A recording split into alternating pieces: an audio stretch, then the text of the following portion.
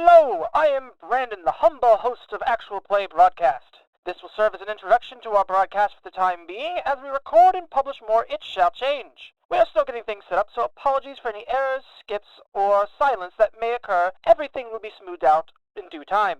Please enjoy our broadcasts of various RPGs, and remember to tune in for more every other week, as continuations or new adventures will be posted at such times. Thank you, and enjoy the show. I was too powerful. Hello, everyone listening. Encoding overloaded. Consider turning down. No, I will turn nothing down. Hello, everyone. Turn down for what? Exactly. My encoding's overloading. This is going to be a 3-part adventure series of a murder mystery for APB, actual play broadcasts. And tonight I have my 3 players are... I'm Zach. The funny one. It's me, Damiani. I'm Cindrah. I'm Brandon, the GM for tonight. So all the players are aware that it is a murder mystery. There are going to be some twists and turns. I have designed it to the best of my thinking capability, which isn't saying a lot, but it will be the plane will fly. I attack the darkness. I don't know how long it will fly, but the plane will fly, and you're all going to be able to just watch. You won't be able to watch it either take flight and get to its destination or crash horribly. Either way, it will be a fun time for me. So Yeah, it'll be entertaining either way, right? So yeah. I'm not saying you can't, Damiani. I'm just saying the last time I saw a player attack the darkness, they got killed by a lich. So nothing like that will happen today, for sure. Not at all. Also, shadows are nothing. Shadows are nothing, is that what you said? I said shadows are nothing to fuck with. No. Yeah, man, they steal your strength, unless they're one of those variant shadows that steals other stats. I didn't know that was a thing. That sounds bad, though. Oh yeah, there was rules for shadows that would steal each of your attributes. The charisma shadows were the most fucked up. They're the ugly shadows, in that they make you ugly. The ugly shadows that make uglier people. Yeah, I like to imagine they have an actual ugly stick that they beat you with. Oh my god. It's cheap like Mitch McConnell. Oh. Anyhow. So it just makes the imprints of Mitch McConnell on you, and that's what lowers your charisma? Yes. Yes. It's not even magical. Becomes slightly more Republican, too. So now that we've cleared out so it's not the real audience. So your intelligence also goes down. Good to know. My god. and to get any stragglers, gay space communism is the only way humanity will survive. I think you mean that fully should have gotten the last of them. Fully automated luxury gay space communism. I don't know why, but after you said space communism, the next word I thought you were going to say was whale. Space the gay communism, space communism whale? I don't know why. How else are we gonna get to the moon? Yeah. Paying Square Enix for that lunar whale. Yeah, I'm about to right-click all your NFTs as well, so, just... Yeah, that too, get fucked. I almost made those to sell people just to get a little money, but I was just like, there's a lot of, legal hassles being produced around that, so I don't want anything to do with it. There's really not. I'm not gonna lie, I was kind of considering it myself. I'm like, I think this is stupid, but it could also be they're trying to create legal hassles, but it's not fast. It's a decentralized market. Anybody it's hard to regulate right mind is not going to touch that. It's hard to regulate something that doesn't make any fucking sense. Yeah, they also the best they've done is now they tax you for it if you claim them. Yeah. But do they get to claim it if I sell them? Is there a sales tax? If I take a screenshot of someone else's NFT, but it has other stuff from the website in it, so it's a different image, can I sell that as my own NFT? Yes. Yeah, add a watermark. Yeah, no, because it's decentralized currency that NFTs my Discord just went silent. Oh, that's unfortunate. F. Oh, she gone. She back. because it's a decentralized currency that NFTs are bought and traded with, that can't be tracked, so they can't tax that. But if you report owning NFTs as property or whatever, that is taxable now. That's in the same way that owning land is taxable. Okay. That's yeah. All right. I'm gonna bring us back on track. I refuse. So let's talk about boats. Yeah. So we're gonna get into the right now is that one of the other nobles is trying to make money by selling tulips. Hey, that was a profitable market at the time. Oh my god, so one of the nobles is actually trying to make a business by selling screen printed art, but he only changes like one small thing in each one, so it's all unique. Stop it. It threw up a little bit in my mouth. So I know it's the worst kind of rumor. Screen printing even been invented? I'm sorry, there was no audible dice rolling that folks will hear. I know some people are here for that ASMR. I'll figure out something for that, don't you worry. But yeah, for the time that we're playing, I'd like everyone to use the dice roller in our Discord. And the first roll of the night is whose entourage is gonna get introduced first. So all of you roll the d20, and lowest goes first. So are we in a way rolling for initiative? In a way. What do you mean I can't roll my weighted d20 with only 20s on every side at my desk that you cannot see? Why is it weighted? Unfair. Yeah. Why is it weighted? You have like a favorite 20 on it? I have to be sure. Make sure it doesn't land on an edge and destroy you. I presume you're during the course of this going to want us to call out our rolls and whatnot. Yeah, so I'll be. People who are listening can keep track of what the fuck is going on. Yeah, I'll be doing that here in a minute. That is the wrong server and the wrong kind of dice pool. Oh, did you just do it somewhere randomly? Just roll I almost started typing initiative for a vampire.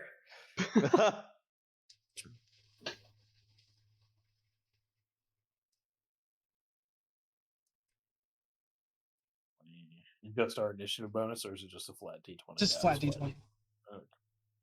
No, we're actually just rolling out to see who goes first. I will be fashionably late. No, lowest was going first.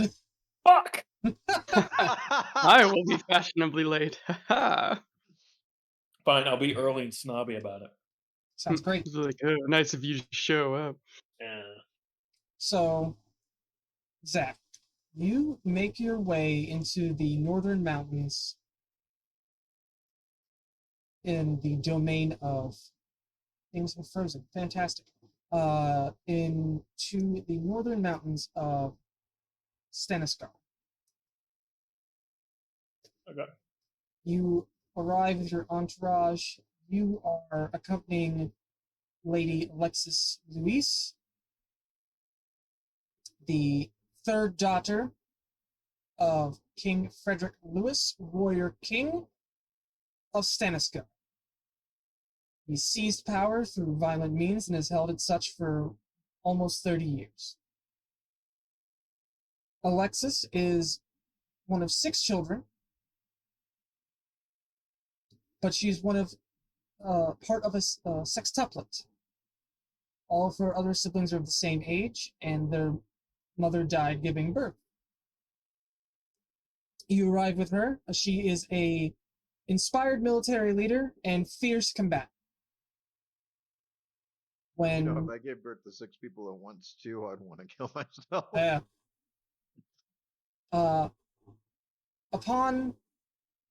You make your way up through the mountains, and upon arriving into a very lovely manor, it's secluded out in the mountains. It's midwinter, so it's fairly cold, but this is it's beautiful. And there's evergreens. There's peaks behind when you look behind the estate, and on approach, You arrive in a carriage with her, and you step out. Who are you? So, I am playing the illustrious Spy Master Xavier. Limelighting a little bit as, a Spy Master for the lovely lady that I am accompanying. Outwardly, I am dressed nicely for a man of my station. Um, I am human, Caucasian, uh, hair combed back, trimmed, facial hair is shaved. Um, However, I am sporting a couple scars. I've been around the block a couple times. Um, my right eye is discolored and is almost kind of foggy looking. And the color of the iris itself is off compared to the other one. He's Xavier's green eyed. The other one is bordering almost on a whitish green, like a really light green, compared to the darker green in the other. And just above that eye, there is a pretty severe looking scar. It's definitely an old wound, but it looks like a puncture wound for what might be a crossbow bolt or like an arrow or some such. Um, but beyond that, he is a relatively noble looking dude with good posture. He wears a few rings. Signet ring is one of them, as somebody who would be traveling and in the company of nobles doing noble work. But otherwise, despite his noble appearance, he travels rather light. He just does not. He has a single chest that he does kind of bring with him, but he's not bringing a slew of bags. He's not carrying any obvious weapons on himself. He, in general, appears modest and only takes what he needs. And as said earlier, you accompany Lady Alexis Luis. She steps out of the carriage after you. She, unlike you, visibly armed. She wields a great sword and is in the most beautiful, ornate half-plate armor that you have probably ever seen her don. This is obviously going to be an event. She probably could have done better to wear something more formal, but that is not her style. No. She is a warrior Perish first. the thought. This is the formal wear. We stand this wonderful lady. Yes. But yeah, he'll do the gentleman thing of, offering an arm if she wants to take it, and will walk in at her side unless she wants to take the lead and be ahead of the party. She will allow your assistance for helping her down, but after that she marches to the front door of the estate where she is greeted by the head butler, Isaac Franks. You've heard her talk much about him. A very, very kind and wonderful man. A bit on in years, probably in his 60s, probably about the same age as her father. Okay. And you are escorted in and asked if you would like your things taken to a room. Yes, of course. I will more than happily indicate one of the servants to give him my chest, and that's pretty much it for me. I've got the chest that has what few things of my own that I do have with me. And as you do that, the carriage behind you drives. And it gets pulled away by the horses. It drives. Fucking Tokyo drifts. What? Absolutely. And behind that, we have Damiani's ready. If you could please describe yourself. Jorson Alcestes is a pretty well-built man. Scarred up from what can be seen outside of his half plate. He bears the marks of a warrior, but doesn't walk quite like one. Instead, he's very measured and formal as he steps off of the carriage and waits for the noble whom he is escorting, Lady Tabitha Louise. Miss Tabitha Louise, she is a very, very slim compared to her sister Alexis. Never one for confrontation, but she is incredibly smart, and prefers to work smarter, not harder. She comes out in a very, very well-made, almost silk, probably a velvet robe that has gold filigree and linings of possibly actual gold. But she is very well reserved, very calm, slender face, slender frame. And as your carriage approaches, you'll be the first one off, and she goes through the motions of accepting help. You know very well that she does not need it, but... Oh, yeah, I go through the motions of giving it. She understands that the appearance is what matters. Yeah, for all intents and purposes, Jorson seems to present himself more as like the hired help, a butler, a servant, than like a trained warrior on the lookout for a fight. Despite what the armor and the scars very clearly allude to. As you make your way to the front door, you are also greeted by Isaac Franks, as he motions for whatever baggage all of you are carrying, and that way he may escort it to a room.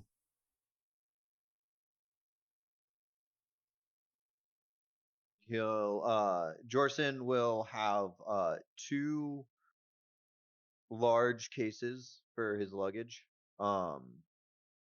One is handled far more delicately than the other, and even seems to have tags warning like of like fragile things inside. While the other is more roughly handed off and pulled out and moved around. Excellent. Any motions as please, we will start dinner briefly. We have a few more guests to arrive. That, Cindrah, if you could please introduce your character.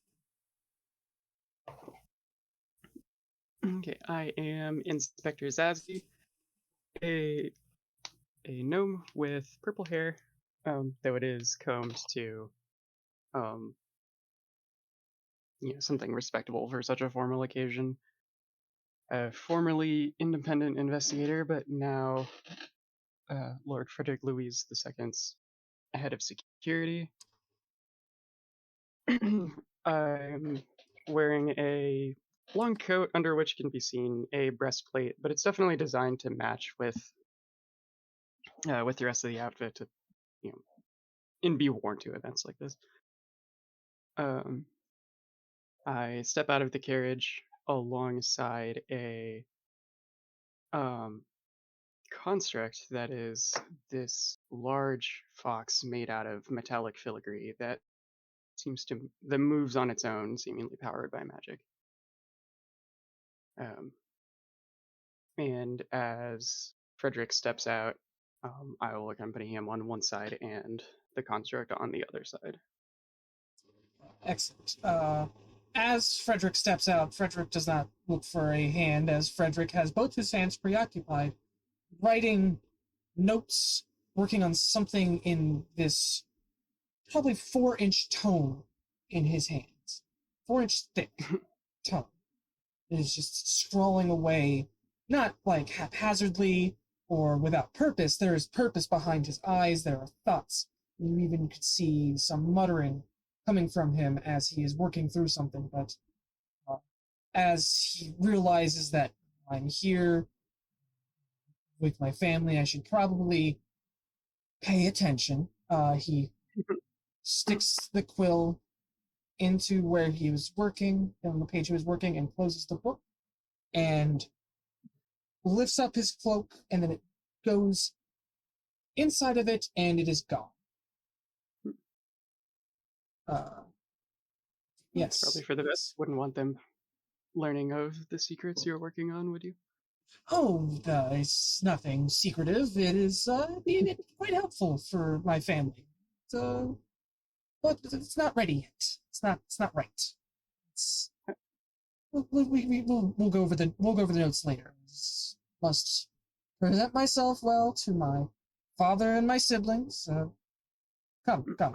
And as you all approach the front door, Isaac is there.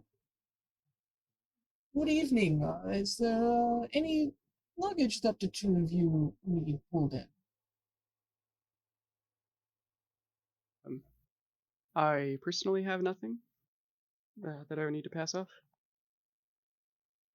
Frederick, the second, looks to him and says, no, Isaac, I have everything I need on my person. You knowing that he has a bag of holding on him and probably is where he is keeping the majority of his things. As one does. Isaac will look down to these small, I believe mechanical is too mundane a word. To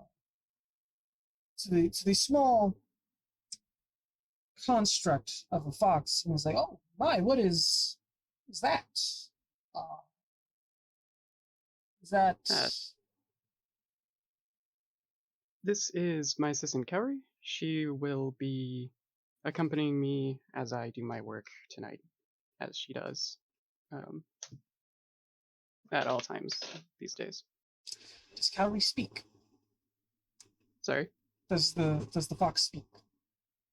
No. Actually, let me see. Do steel defenders speak? I don't think they do. I think they just understand languages.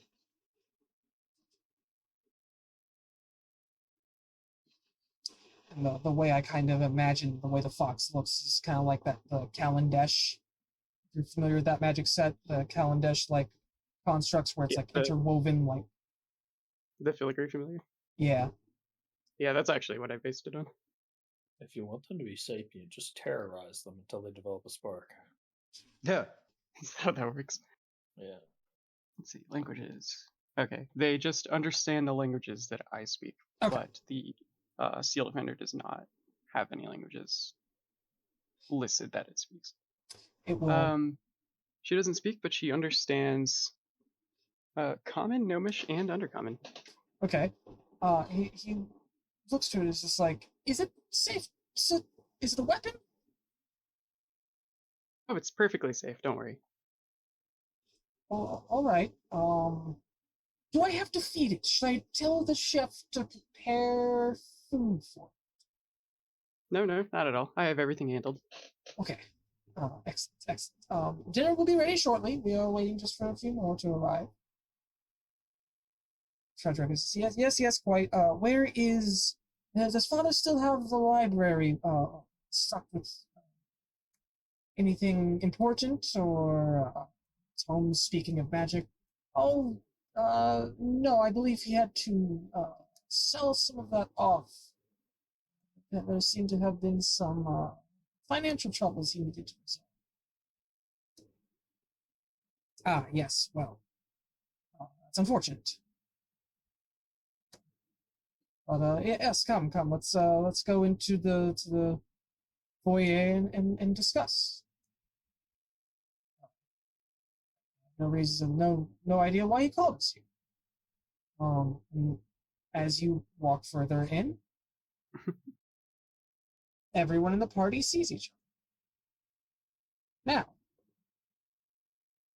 I say we go in the same. I say we go in the same order that everyone arrived. Okay. Zach. Yep. You look around. And I forget your character's name. I'm sorry. It's only been like 5 minutes. Xavier. Xavier.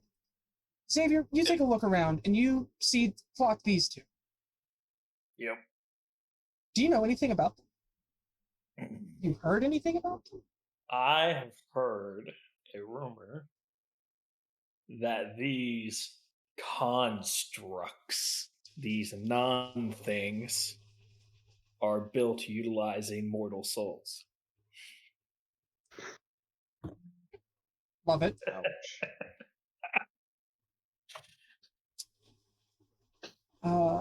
And Damiani, can I get your character's name again? I'm sorry. Jorson. Jorson. I almost said Jelson. Yeah. Jorson. Jorson, you look around and you see these two individuals. Have you heard a rumor of any of them?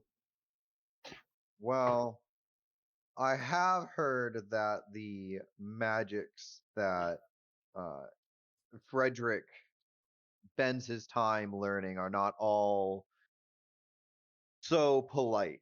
That perhaps there's a bit of dark arts that he dabbles in. Okay. And Detective Zazzy. I have heard among my circles that the Spymaster's discolored eye is not like that because it was injured, but because it was replaced with a magical artifact that allows him to read the minds of who he gazes upon. I fucking love it. Nice. I love it. I love all of it. That's a good wisdom. The three siblings Thanks. clock each other and go, sisters, how are you today? You know my father's called us here. No, I have no clue. Alexis chimes in and says, well, whatever it is, I need to have a word with him. I've heard distressing information. I didn't realize the nation could go into debt. Or at least the royal family has. Tabitha nods in agreement. Frederick's like, yeah, Isaac did mention he was selling off some of the books in the library. It's troubling. Who are we waiting? Well, we're waiting on Alexander. Noble warrior that he is, it doesn't make him any better at keeping time. I just hope he doesn't come prepared with the sermon. Oh no.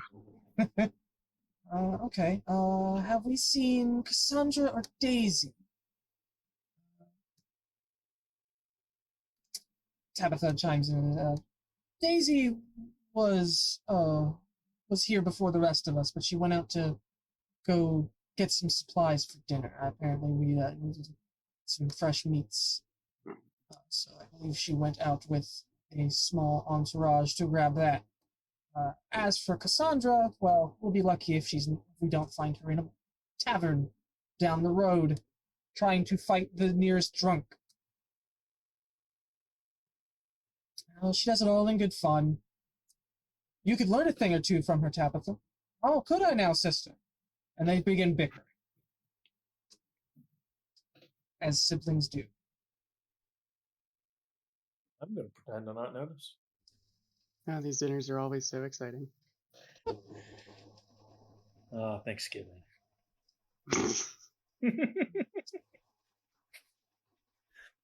While they are having their friendly discussion, you see a man in white and obviously the cook. Hello, you three. Are there any dietary restrictions for the three of you? Allergies? Any of you vegetarian or vegan? Your finest. Whatever is on the menu is fine with me. I just Shrug. No specific preferences here. But thank you for asking. No problem. What about you, man brooding in the corner? No pork. It's fine. Is lamb okay? He'll seem like he's actually mulling it over for a few seconds. No, that should be fine. Excellent, excellent. Should I have? Will you be interested in wine this evening?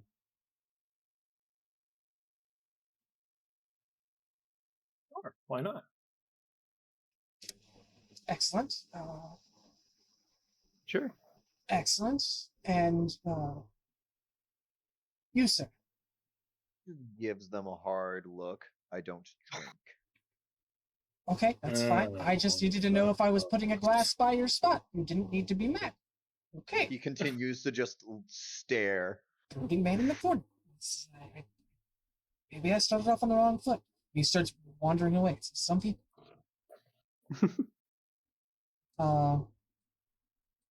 You hear the boisterous laughter of a man hooming and hawing with Isaac. It is a rotund, you look at him and can easily tell he's a general of King Frederick's military. He has handlebar mustache. It is pearl white. Goatee that goes in what should have stayed a goatee but kept growing into a beard, and he hasn't bothered to shave it. And he tries his best to hide the fact that he is balding. But obviously not good enough. And once again, part of the description means he's not succeeding. Yes. This is what 6 charisma looks like. Once again, portly man. He's like, I see the kids are already bickering.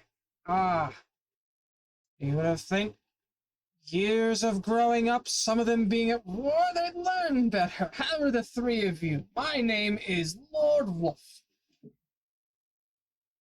I am a general of the finest military this side of the sea. Oh, is he talking to us or is he talking? He's talking to the 3 of you. He knows the kids, and they're still ignoring him because they prefer bickering. That's fair. My lord, slight bow. Yeah. It is nice to make your acquaintance.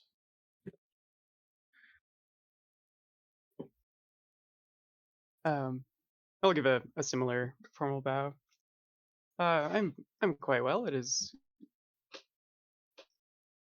wonderful to meet you. My name is Zazie. Sorry, my stutter has been coming back lately, and it's got great timing. You're fine. I'm not actually noticing it that much. And what's your name, sir? We're kind of just standing in the corner. It's a little off-putting, if I'm being honest.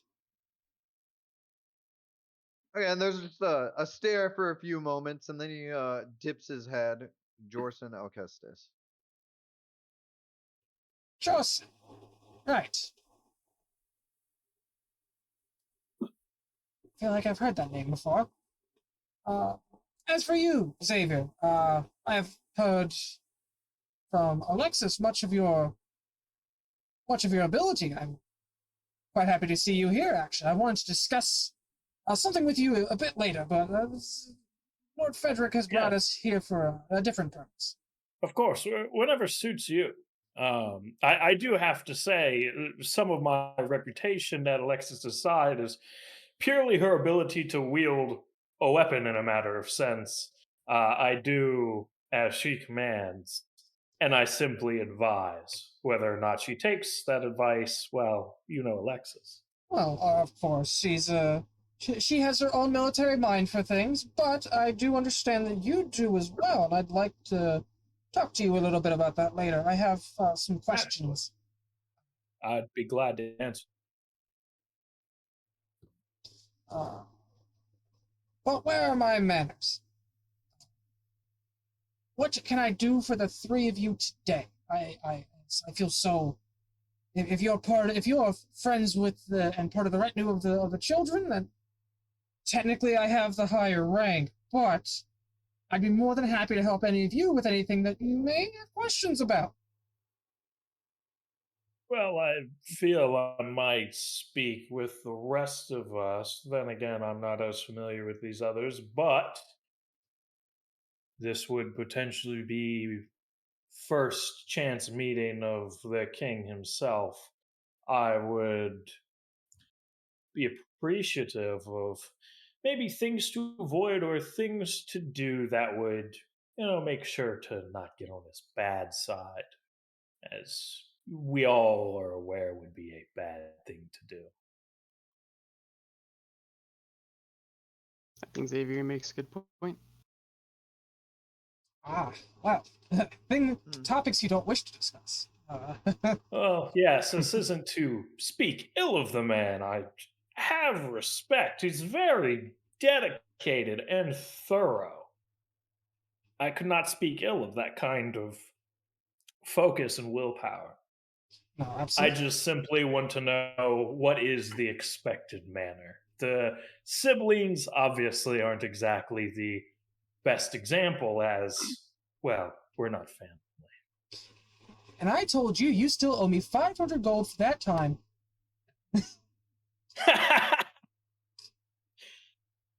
My point. Ah, yes, I understand.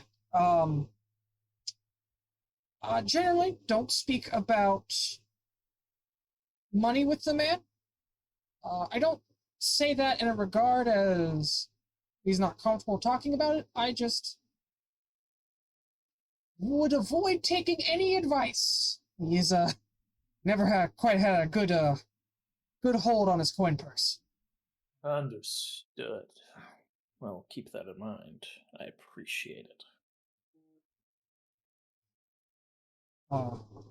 But let's see other topics to avoid discussing.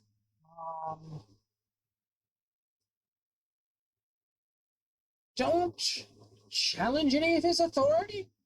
Why you would do so to a king is beyond me, but generally that's not met with just anger and it's just like, oh, how dare you. That's generally met with an axe to the head. Oh, I don't think we would imagine doing such a thing in his own home, nonetheless. Let alone his status. We are simply guests.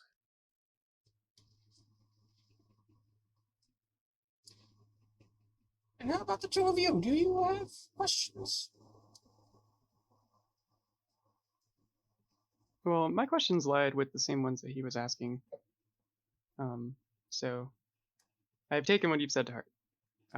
If I think of anything else over the course of the evening, I will be sure to ask. Absolutely. Jorson will just kind of nod in agreement. You're not much of a talker. The king will like you. Especially if you're handy with a blade.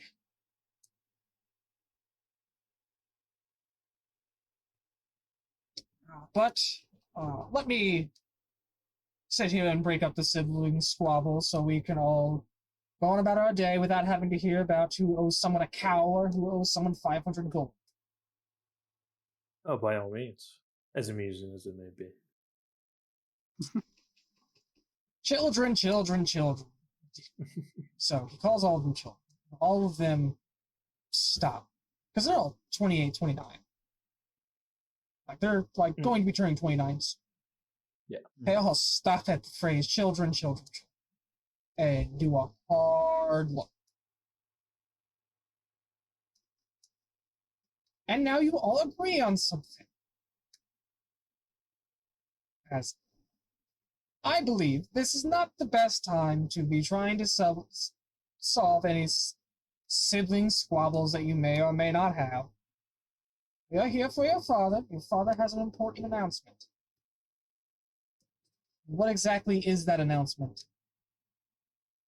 It is not my place to say. I can only inform you that it's important and that all of you need to be. So let us all get along, have a drink. He pulls out a bottle, like from his side. He has a little side satchel. He just pulls out a bottle of some sort of either liquor or wine. Have a drink. This man has a full-on bag, and he's not pulling out a flask. He's pulling out a fucking bottle. It's think like a messenger bag. Okay. And he pulls out like full on like bottle or something. It's opaque. Okay. You can't see through it. There's your sign. He may or may not have a drinking problem. You don't know. Scratch his chin. Gonna have to investigate further. Oh no, I feel like it might just be a coincidence. It's like, is it just for the occasion, or is this how he is all the time? Yeah. Frederick will mouth to you all.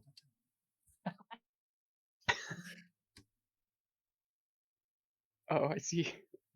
That explains the weight. But let me get some of these glasses. A toast to children's health. Yes, Of course. to health. To health. We're half your age, Lord Wolf. You cannot continue to call us children. I can and I will.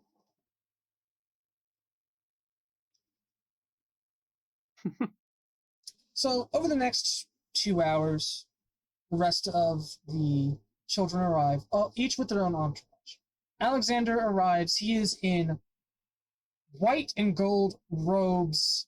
He wears a symbol across his chest, a necklace, amulets, I guess, that holds a symbol of order.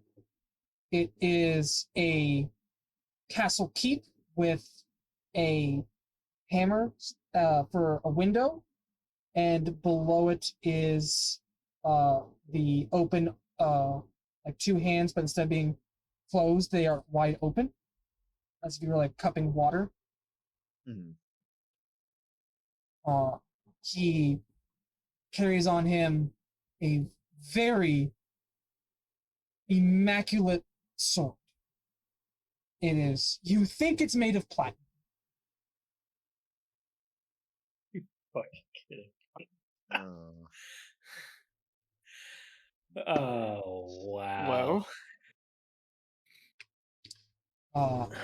I'm going to take a mental note for some saucy slapback if the opportunity arises. Yeah. Cassandra is the next. She comes in. She is in what could only be called by polite upper society as peasant clothing. She is hauling in a trunk by herself while two very large, muscular men help carry in more trunks of what you might correctly assume to be more peasant clothing. Because she looks like she came out of a farm. She's caked in dirt. She has her hair in a ponytail. She isn't like large and she isn't muscular like Alexis is. Muscular is not a good definition. She is toned, but it is much slimmer, much sleeker. It's like track team running, pole vaulting. That's when you look at her, that's kind of the image that you get, is that she likes to go from place to place really quickly. But she also comes in with a busted nose. There is dried blood down her face, and Isaac is beside himself. What are you doing? This is an important family gathering. Why are you dressed like a peasant? No one told me that I shouldn't. Okay. There was an assumption to be made there that I guess that's my fault. Why is your nose broken? Some guy said he could beat me in a fight. I told him he couldn't, and I called him a bitch. He didn't take kindly to that. Neither did the barkeep when I slammed him through the wall. Oh, speaking of which, I may or may not have an invoice of damages that I need to present. My God, Cassandra, you can't be doing this today. Why not? So that goes on for a little bit. I'll lean over to the others and be, yes, the woman of the people. This is common from what I understand. And rumor has it she prefers the company of women. But you didn't hear that from me. Does she now? Allegedly. Allegedly.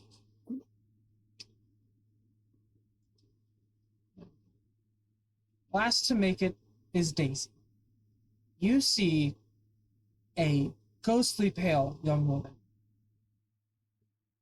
Did I freeze? No. Okay. See a ghostly pale young woman walk into the door. She is accompanied by 4 servants. She is rail thin.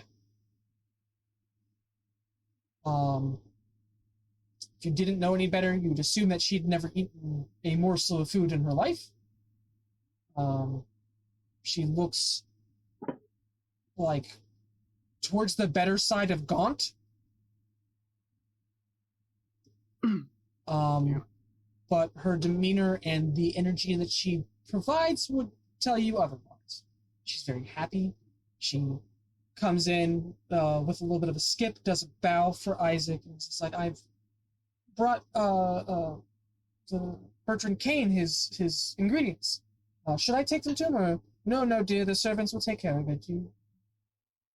Have you had your medicine today? Oh, I'm fine. I haven't needed that in a few months now. I'm on the mend. I'll be fine. Let's enjoy the evening, please. Yes, miss. Yes, mistress. All right, all of you in. Take this to Kane. Want to have food done within the hour. And they 4 servants pop, just march towards where you imagine the kitchens to be.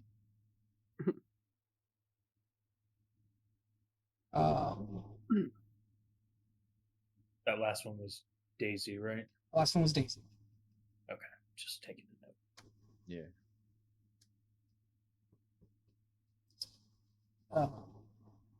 Some time passes by. Are any of you wanting to do anything in the meantime while food is being prepared? Anything specific, just kind of making sure to keep an eye on everyone present. Just as is my job. Yeah, just idle chit chat and with anybody who approaches and just observing. Yeah. Some things for gossip, other things for more professional inclinations. Less chit chat, more observation on Jorson's part. All right. If I could get perception checks from Jorson and Zazie, and then I would like either. You're trying to like idly chit chat with me. Can I get a persuasion check from Xavier?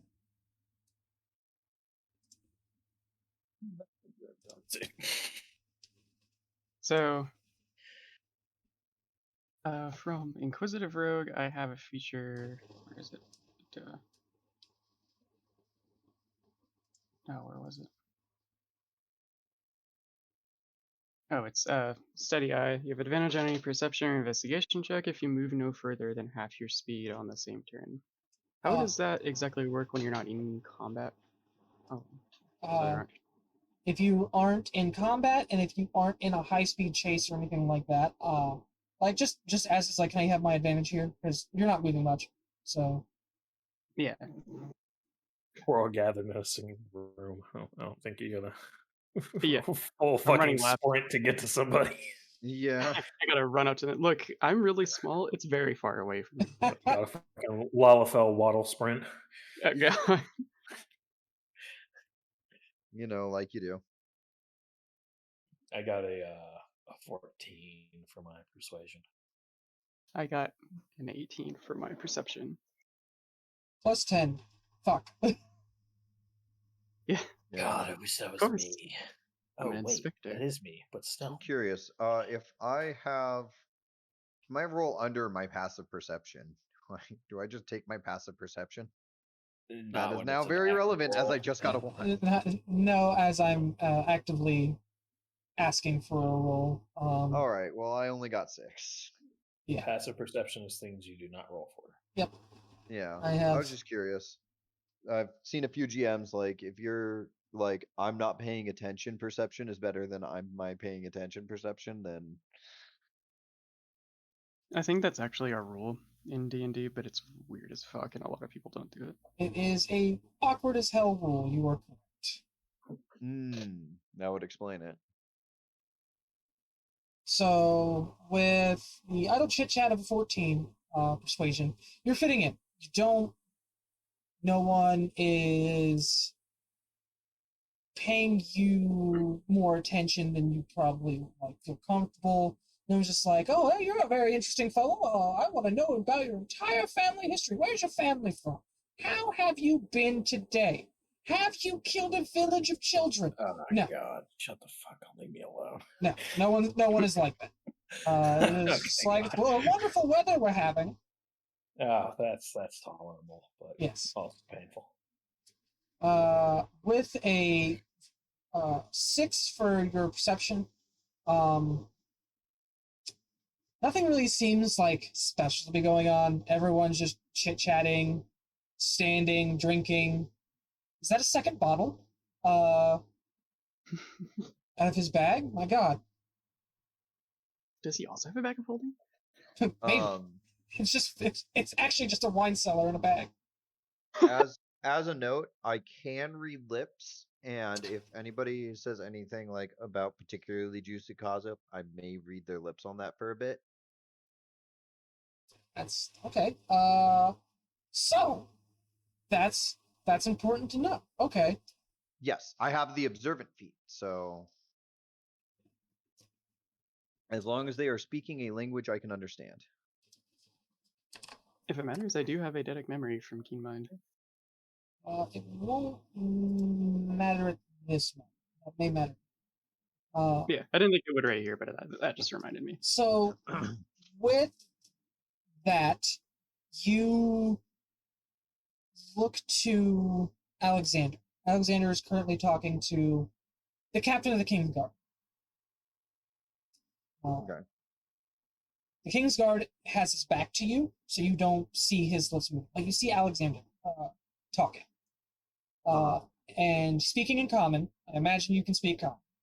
Yes. It's my understanding that he doesn't practice that anymore. But I understand. I do need to know, as it is kind of important for my situation. I know it's frowned. I just want a simple yes or no. It's not a hard thing to get. Abraham. Does he still worship and then a Lord Wolf wanders over and is like, Alexander, you've gotten taller. You don't need a perception check to hear that. I imagine we never need a perception check to see or hear Lord Wolf. Yeah, he's just got the kinda base there. boosted feet. Says Yes. 18. With an 18, you're sitting there like trying to gather everything in the room, trying to pay attention. You just feel like the detective in you is just like, I need to know more about these people, but I don't want to talk to them. Talking to them, they can lie to me. I don't want them to lie to me. I need to see what they're doing and make assumptions off that. Cassandra is setting her broken nose around with the two large men standing next to her, sitting there talking to her. They're real friendly. Everyone is just like they look large and imposing. They're probably teddy bears. That being said, teddy bear is still a bear. Yeah, they're still big, strong dudes. Yeah. So we're hired for that job. Alexis is talking to Isaac. They seem to be going on about something. They both look like they're having it's not a heated conversation of any kind. They just overall smiling, like actually enjoying the company. You don't see Tabitha, and you don't see Daisy. The two of them are not in the room. Frederick is trying to socialize, but you know him, and he's just like he'd rather be working. The fact that he has had the restraint to not open up his spell book and begin working in it is astounding. Well, I'm perfectly happy to socialize with him if he wants to. I think it's likely that I took up my own arcane practice after starting working for him. Which makes sense. But I do want to ask him, have you seen where Tabitha and Daisy went? Oh, they always got along more. At least they always made it seem that way.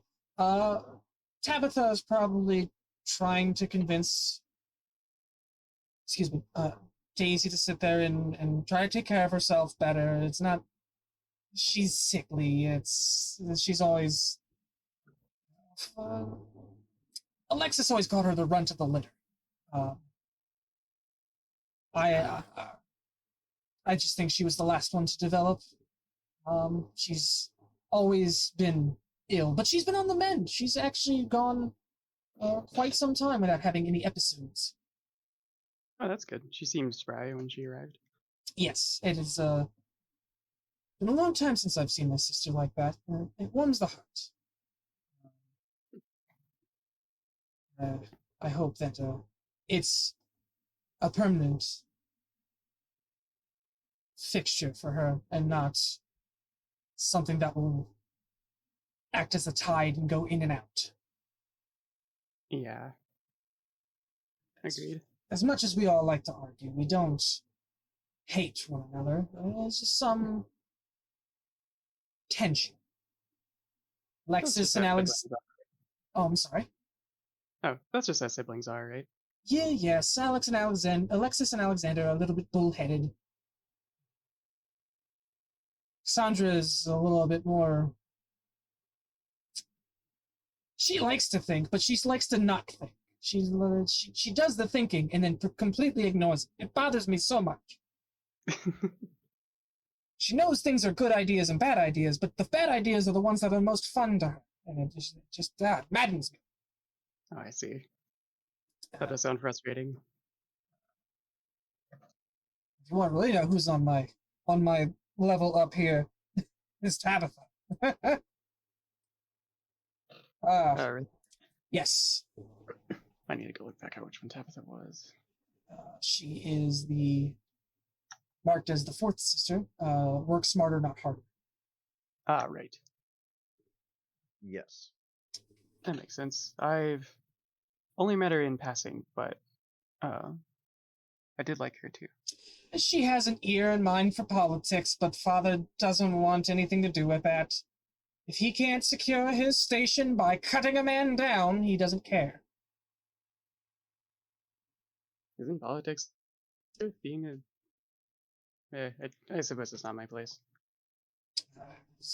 Personally, I don't think it's his place. Fair enough. But he secured power and quashed rebellion after rebellion, so here we are. Apparently in a mountain of debt.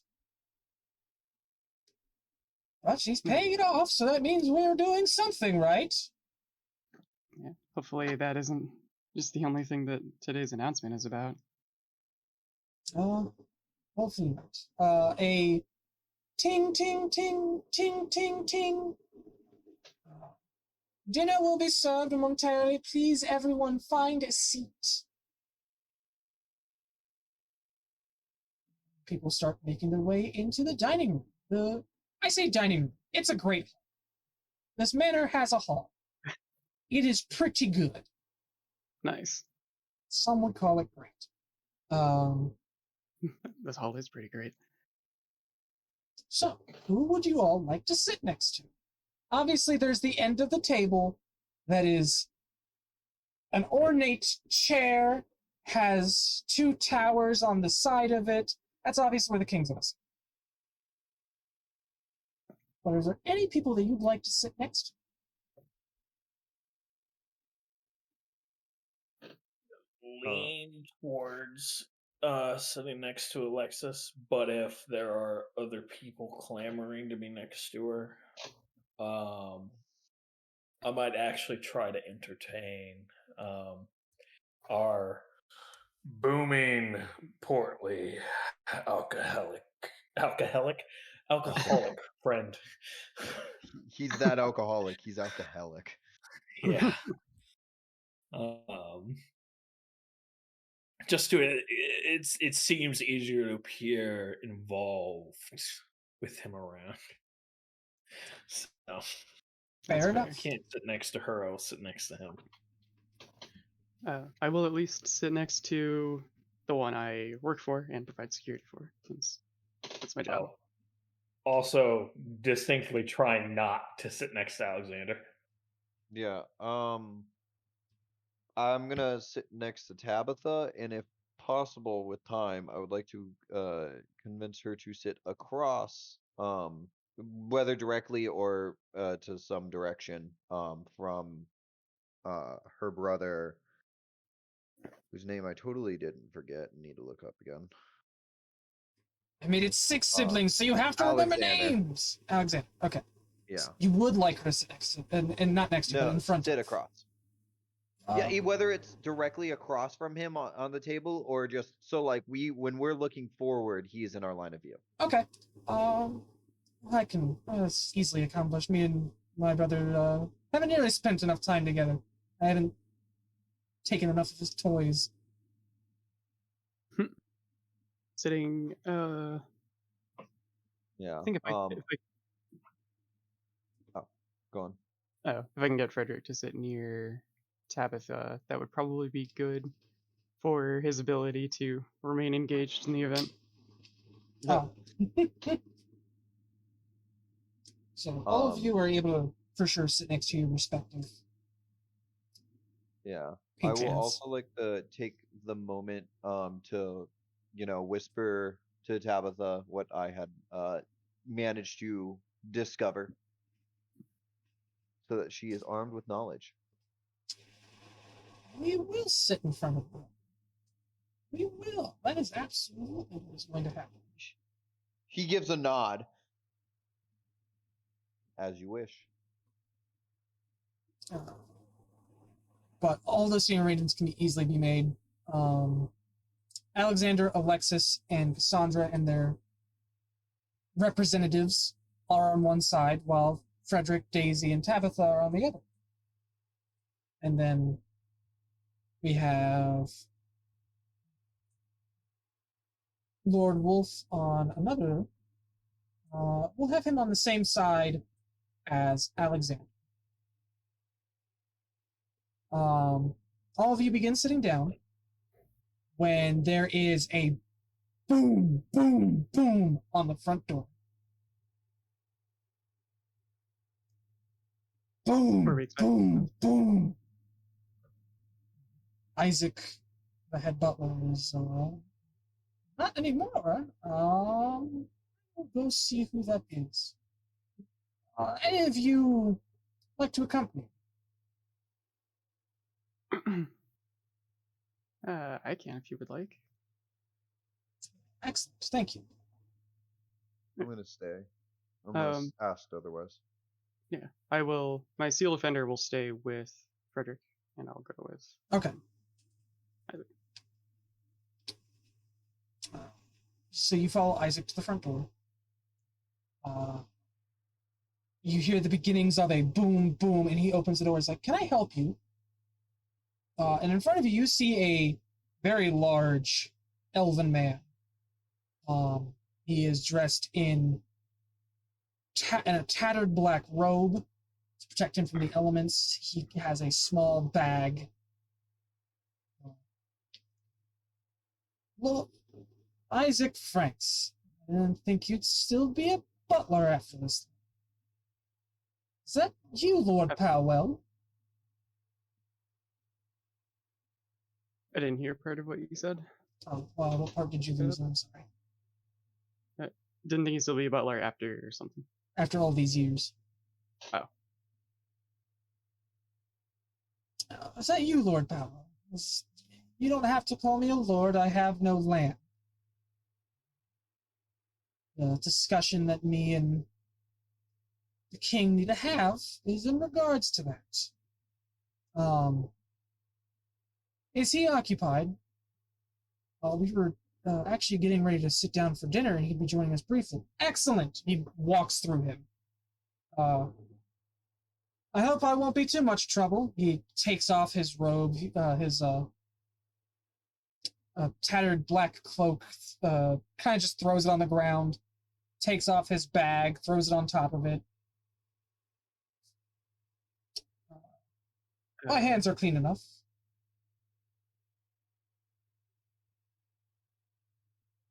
Once he's like a few steps away, and I'll just kind of turn to Isaac. Does he normally do that? I haven't seen him in 22 years. Oh. I thought he died, a vagrant. I was wrong. Lovely. Lovely, lovely, lovely. Okay. Another thing for the king to worry about today.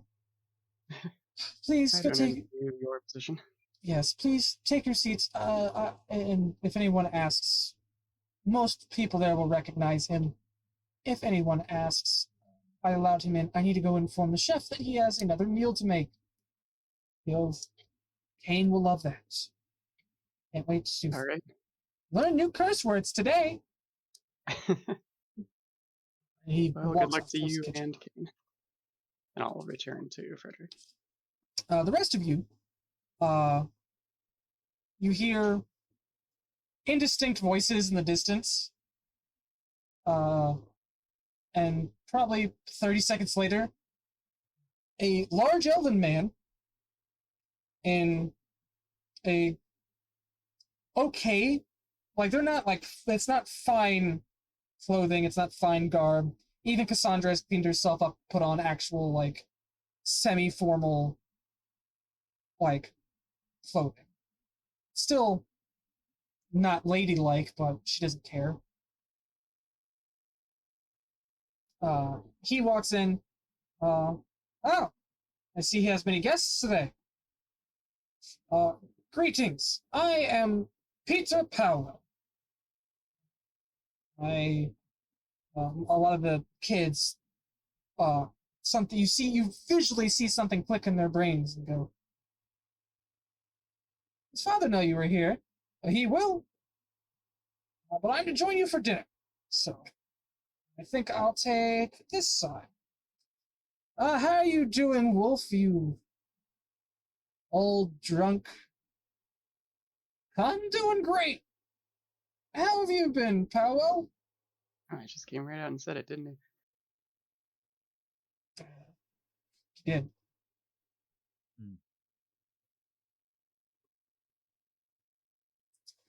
What are you doing here? I haven't seen you in, 20 years? Well, a promise was made to me, and I'm here to make sure it's followed up on. What did he promise you? He's promised a lordship, and I have yet to receive it. But that will be a discussion between me and Frederick after some time. Let us all enjoy the dinner, right?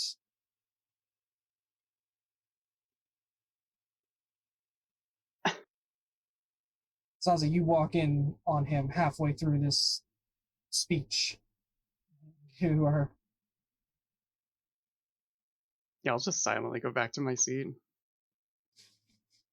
Frederick will lean. It's like, is he drunk? Is he drunk? I don't know. Don't. Well, no, I mean, I'm asking like out of character. Should I like roll insight for that or something? No, he's just awkward. Like everyone's being formal. The only loud, boisterous person has been the alcoholic, and then all of a sudden, yes, I'm here for a debt that is to be paid. Yeah. Kinda. I get the feeling he's just like that.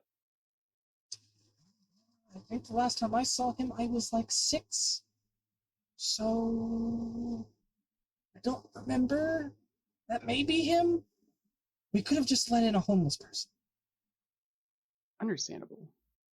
Should I get the guard? Do you think that'd be a wise decision?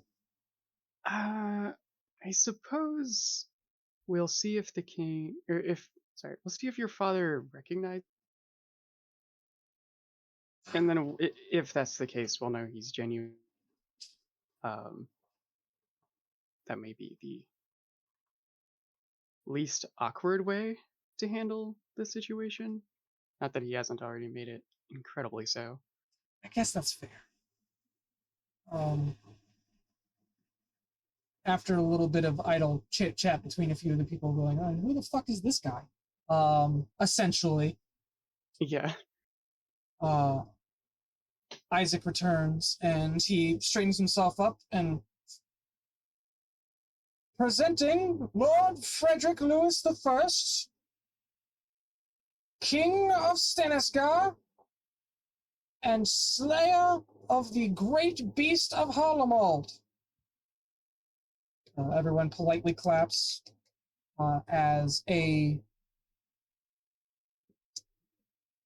fat old man. And he's not like obese kind of fat, like overindulging in food kind of deal. Age has caught up with him. Because sometimes when you get old, you just pudge, and there's nothing you can do about it. Mm. Fair. But you imagine in his mind, he earned it after fighting for essentially 30 years to maintain his position. But he makes his way into the room. He holds a elegant longsword, far more decorative than it is practical in one hand. He kind of uses it as kind of a cane, and you hear it dig into the floorboards, and then come up, and then dig back in. It's just like, if I glance down at the floor in places that would often be walked through, where there's just like tiny holes everywhere. Yeah, you actually take the moment to look around. I was like, hold on, let me look around. And you see it's just like that's about the right size for a sword-shaped hole. That's about the right size. He walks around here. Like, of course, he walks around here with a sword, like, often.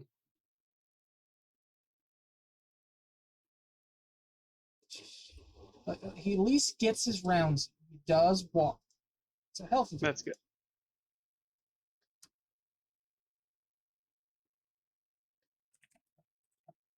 But he takes a seat and is just like, wonderful to see all my children in one place.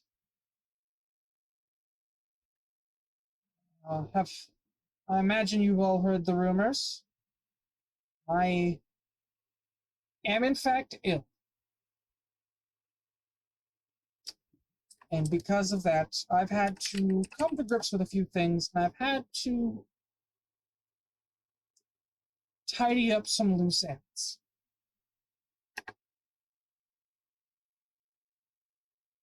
I need to make several announcements.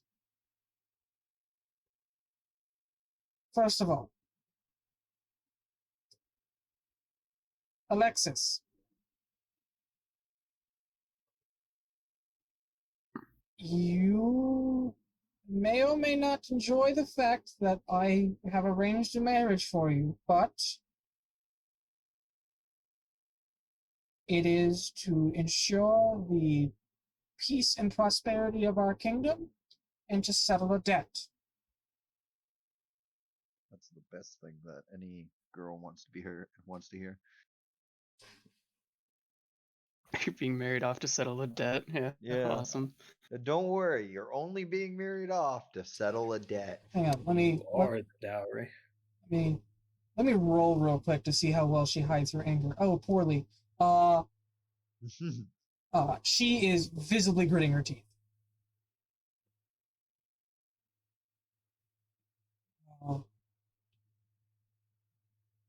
Daisy, there is a noble lord to the south who believes he can make sure your illness is gone for good. The condition for this treatment, however, was your hand in marriage. He is wealthy. He is a noble man. But I do believe that he will cure you of your illness. Cassandra pipes in. Father, I wanted to discuss a matter with you. If you would so allow me to discuss it here in the open with my family, I do believe that now would be the appropriate time for me, Cassandra. Noble birth or not be able to do your duty if you follow through on such a plan. I cannot allow it for the good of the family. But Father, that's the end of that conversation. Food will be out shortly. We can continue to discuss, as need be, any further matters people have issue with. I'll be more than happy to discuss them with you here and now. But I will hear no more from you, Cassandra. My word is final. That's when food starts coming in. Food and wine.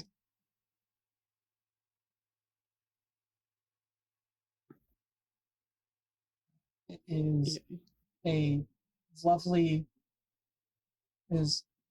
lamb chops with a beautiful, very fragrant salad.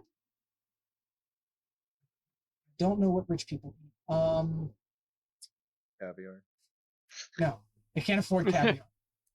We're in debt still. I will not have this caviar business. Clearly, you're not rich.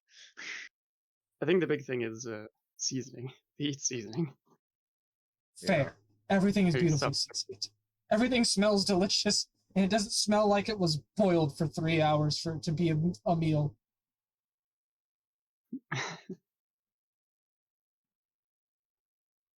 But there is a wonderful abundance of food.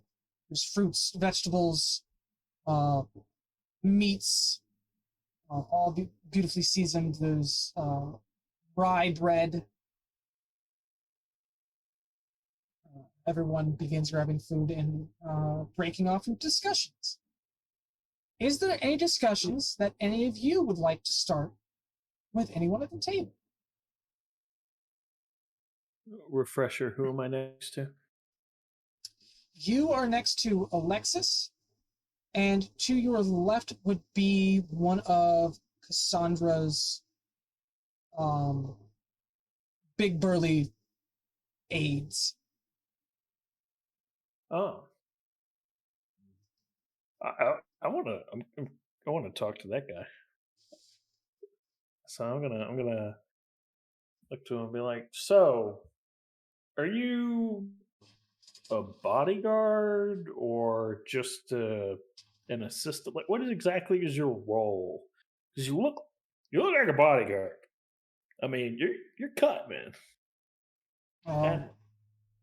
I am, thank you. I worked very hard on my figure. He kind of like adjust like the straps on like his, they're not overalls. They're the straps for like when you for dress clothes, but he doesn't have a jacket. Yeah, suspenders. Suspenders. There's the word. There we go.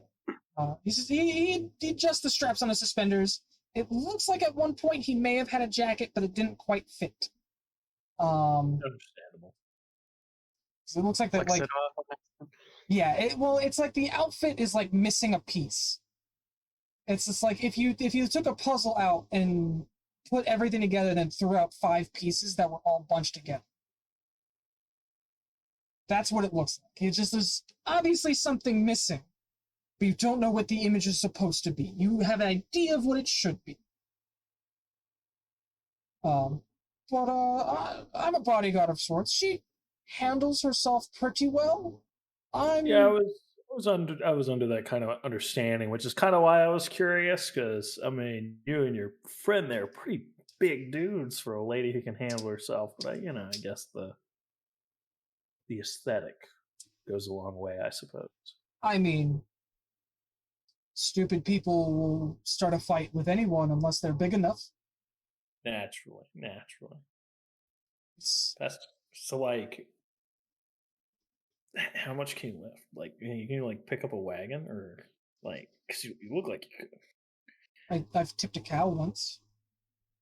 Jesus, impressive. That's all I really have for that. Okay. I was morbidly curious.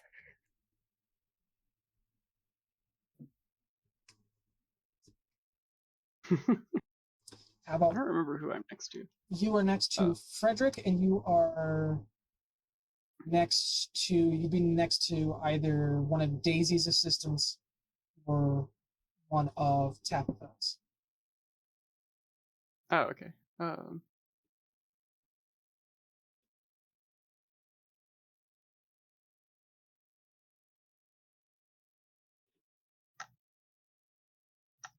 Once again, you can talk So with anyone at the table. You don't have to talk to the person yeah, next to you. I think we're all close enough that we can like Yeah. talk to whoever there. Yeah, I would like to look over at Cassandra and kind of try to discern her reaction to what just happened. Give me an insight. Or is it Cassandra or Cassandra? Depends on how posh you want to be. Oh, that's fair. Does my city eye work on insight? No, perception investigation. Okay.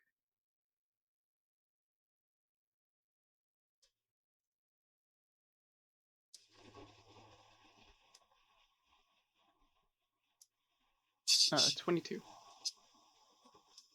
She is obviously upset. Looking at her, it looks like she put on a very brave face to try to do something brave, like she's obviously tried to talk about before, with him, but she wanted to do it a little bit more publicly, and he saw it coming and just shut it down. She's just, like, you saw her walk in, fucking, like, broken nose, confident, chip on her shoulder, and just tried to carry that into this conversation, and Dad just fucking right back down. All confidence is gone. She is just kind of there, idly chit chatting. Obviously, like, upset, but not. She's not angry. It's like dejected. Yeah, that's still rough to see though. Probably not something to bring up like at the table for her father to shut down again, so I'll leave the issue alone. And otherwise just kind of listen in on what's going on. Go ahead. Not really. Sorry. So I'm kind of avoiding really drinking anything. I'm like a few sips be part of the event, but keeping my mind clear. I mean, you're a gnome. A glass of wine might as well be a half a bottle. Yeah, that too. Give me a perception check. Was that sorry? I guess I should have added that I am indulging in drinking food. Is there a way to roll with advantage with this spot? Oh, sorry. Roll 2k1. Well, roll 2d20 k1.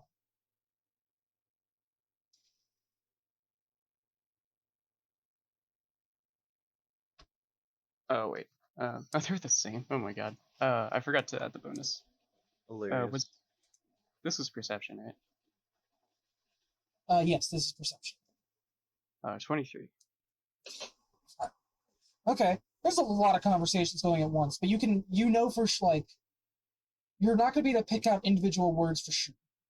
Like individual, like you can clock them enough to get like topics, but Yeah, after that's that, like din, people scratching at their plates with knives, kind of just fills your ear, and it's like hard to keep track. And then like you'll hear something else. It's like, oh, I should clock that. Yeah. My attention do a lot of stuff. So, Alexander is currently in the midst of discussing with his father.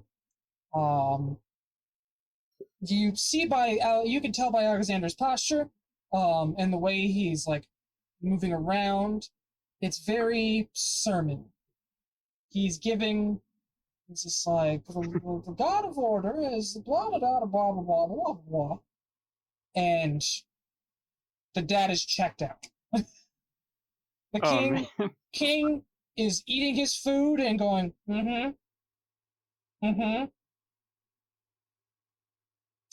Frederick is discussing.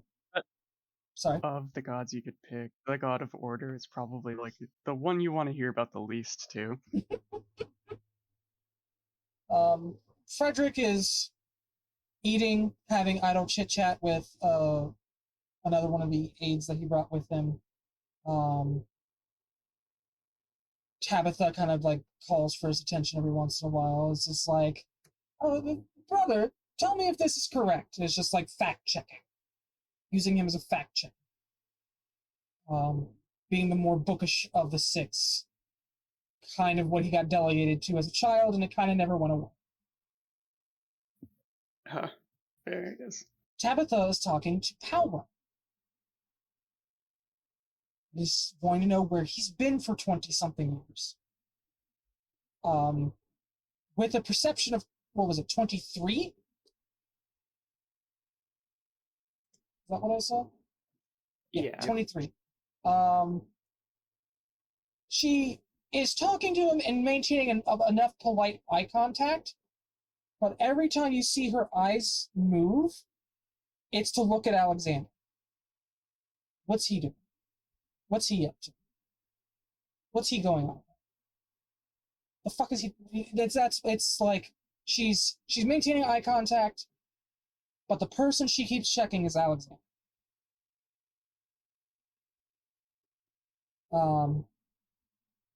Alexis is talking to General. Sorry. Yeah, Alexander being the priest, or is it someone else? Yes. That's the paladin son. Yeah, is he the one that's gonna get murdered, like, for just not stopping? Shut the fuck up!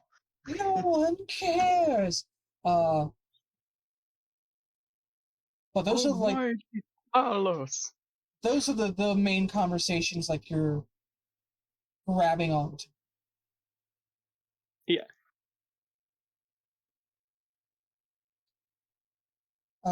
And Zach, was Xavier rolling perception to pay attention to conversations?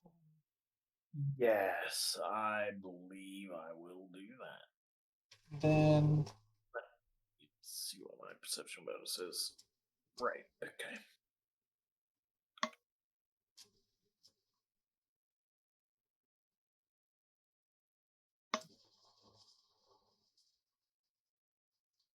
do magic numbers. I got a 12. Wait. God, you wish Alexander would shut the fuck up. I bet I do. Like, you were like, I want to sit in front of him, that way I can, like, kind of keep track of the conversation. You regret that decision. Almost instantaneously.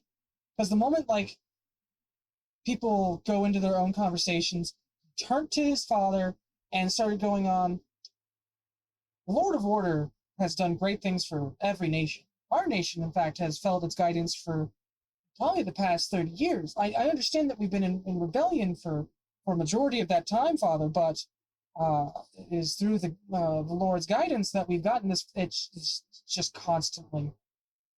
You don't think he's touched his food? You think he might actually just like subside and subsist entirely on scripture? It's psychic vampire. Can I interrupt his talking to get his attention? Depends on what you say. Well, I'm gonna say, does he still have the sword with him? No, no one visibly has any weapons on them at the dinner table. That's in poor taste. Fair enough. Then I'll say, my lord, if you don't mind, I was curious to ask you about that sword I saw you carrying him in this evening on your person. Oh. If you don't mind entertaining me. Oh, I could absolutely entertain that. What you want to know? Well, it was very finely crafted and such. I would not dare sully the artisans who performed such arts upon it. I was curious, however, what material is the blade out of? I had an inkling it might have been platinum, but surely. I do not know personally all of the materials, but there is platinum. The blade is actually a relic of the Temple of Order, and I have been entrusted with it. Oh, really? So was such a relic? I mean, with how artfully crafted it is, I almost shudder to even say, but was such a weapon actually, or a relic, used for shedding blood? Yes. I have actually used it to cut down a what was it? Peterson, what was it? It was a vampire, correct? Yes, yes, my lord. It was a vampire out in the swamp. They were taking individuals off the road and killing them for their sustenance. The Temple of Order suggested that we go and take care of this problem. This was soon after he got it. Lord Alexander was not sure of its ability to cut something in half, but not only did it do so, it shed light as it did it. It's as if the very sun cut it in half. It's magical in nature, then. Oh, absolutely. Very fascinating. I believe. Oh, what did Father Ezekiel say it was? A holy revenge? No. Holy Redeemer? No. The Holy Avenger? Yes, Holy Avenger. I feel like I'm learning a lot about this man. Fascinating. I believe I've heard word of such implements of devastation existing before. However, now you've also caught my curiosity. You often stop to just aid common people on the side of the road. I mean, not to doubt you. Don't misunderstand. I understand I can be a little too forward with how I say things. But it seemed rather odd. You weren't sure if it was a vampire or what it was. Do you typically run off unawares of what you're going after? This is Alexander, not the assistant. One day it could be a vampire, the next it's a werewolf, the next it's a group of undead, after that's a cult of heretics. I understand if it's fighting these type of things on the regular. Having a relic such as a Holy Avenger certainly swings the odds in your favor. It's just a little taken aback. I've never quite heard such a thrilling tale as casually striking down such a creature. That was all. It was the first time I saw it in use, is why it came to mind. That was recently? No, this was maybe 6 months back. I've recently had my status elevated among the order. At this, the father perks up. Oh, so you were entrusted with the sword within that time as part of your elevation. Yes, I was raised. I have a clearer picture now. I was raised to a higher status, and with it came responsibilities. The father, what responsibilities would those be?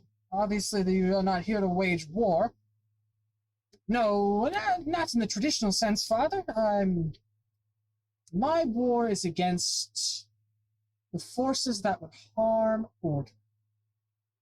Chaos,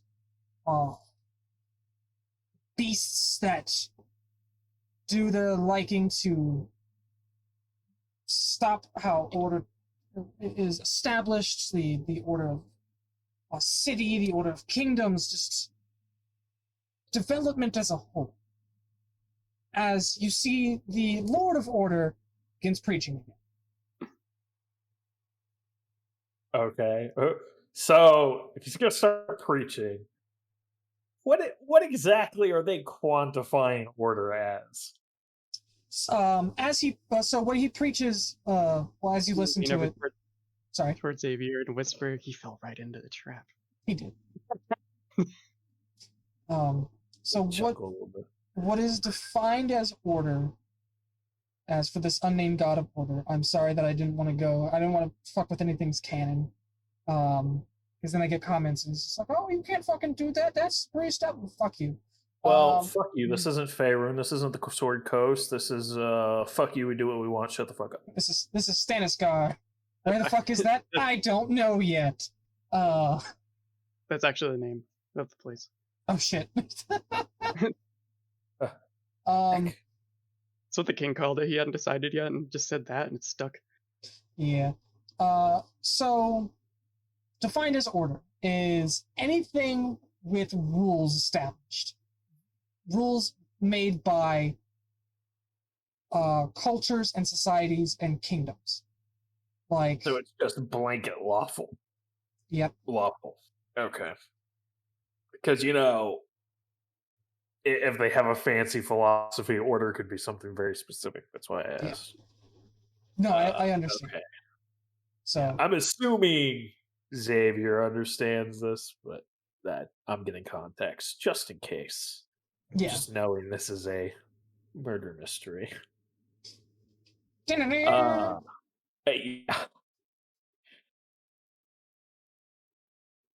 As I'm listening, quote unquote, to the preaching, I will lean over to Alexis and be like, "It must be so lovely having such a bright and talented older brother." And of course, I say this while it looks like I'm sipping from the cup, so it's not obvious I am saying something to her. She just kind of sighs as you think she's trying to go deaf in the ear that he's on. Why don't you find a way to turn my ear off? Jorson, haven't heard from you. Are there any conversations you're going to strike up? Well, as you know, Jorson is not very conversive, but the conversation about monsters does get his attention.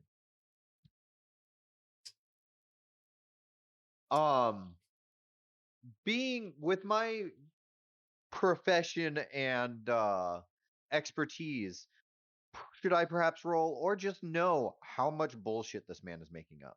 I will let you roll either insight or what knowledge skills do you have? Give me a moment. I do have history.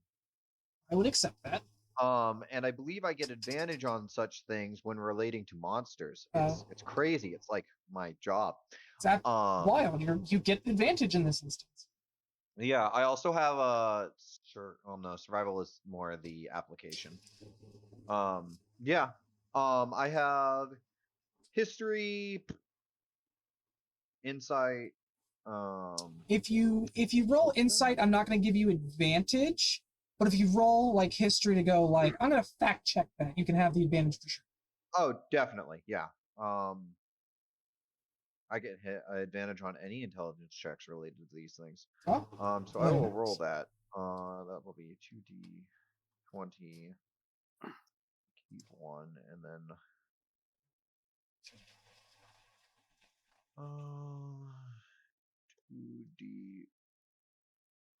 I'm gonna see if this works. It may not. Just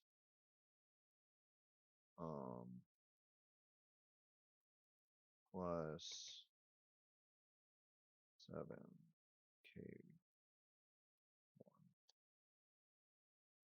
Oh, cool. Yeah, 25. Fine. Okay. Just listening to these stories, and he's talked about all manner of monsters. Yes. Talked about vampire. Okay. If it was exposed to sunlight, it would burn and would burn to a crisp like that. That does make sense. You question whether or not he staked it. He didn't say that he did. That causes you some concern. But you're just like, it depends on how good the light was. Whatever. Not your problem yet. Talks about werewolf. You don't believe platinum to be a bane of theirs, but it's also like you hear people talk about how it's like a holy like weapon or relic, so maybe that kind of gets to circumnavigate the rules. But 25, you could like with the right enchantments, you could absolutely. But he's talked It'd be about a very specific like set of enchantments, yeah. Though. But as you listen to him tell these stories and give details on the things he has slain, he gives startlingly accurate descriptions of how he fought them, and their depictions. Now, mind you, he kills them very differently than you would. But you believe them dead or dead again to the best of your ability. But more importantly, he's accurate enough that I believe he actually fought something. Yes, you believe he actually fought these monsters. Yeah, you believe he's fought every single one of these monsters, which he has he's like he said, he's had the sword for 6 months. He's probably fought 16 different monsters and traveled to each and every single one of them. And not all of them easy fights to do like by yourself with a small group. You just kind of look over at Tabitha and like give her an expression she's probably very rarely seen, but knows like, what the fuck is this man? She looks at you and will look to him. Brother, you're going to bore everyone to tears with your sermon.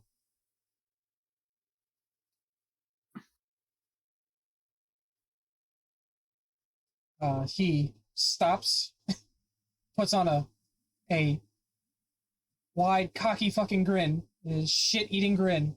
He's like, really, sister?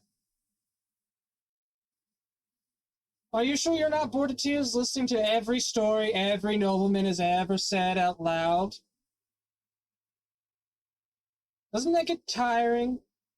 Listening to every word everyone says? Why don't you be like our brother and read a book? Instead of just listening in on people's conversation. You are currently at a dinner table full of more than a dozen people. Maybe you could not preach while we're all trying to enjoy our meal, brother. They begin bickering. On the bright side, this sermon has stopped. Yeah. On the downside, the two people across from each other are now currently bickering.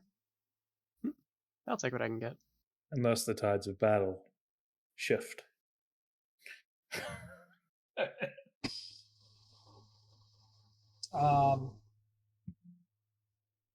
Xavier? I'm going to like be well when I'm not directly talking to people, I'm like going to be generally be eating, and more importantly, like making notes on whatever sort of like paper I can get a hold of. not on what's happening here, but on a wide variety of things. Both like how I would fight monsters and various like gods and whatnot. Saber, can you give me an insight check real quick? Let's see here. That's one of the good stats. It's one of the good stats. Yeah, it's decent. I get to roll the good number.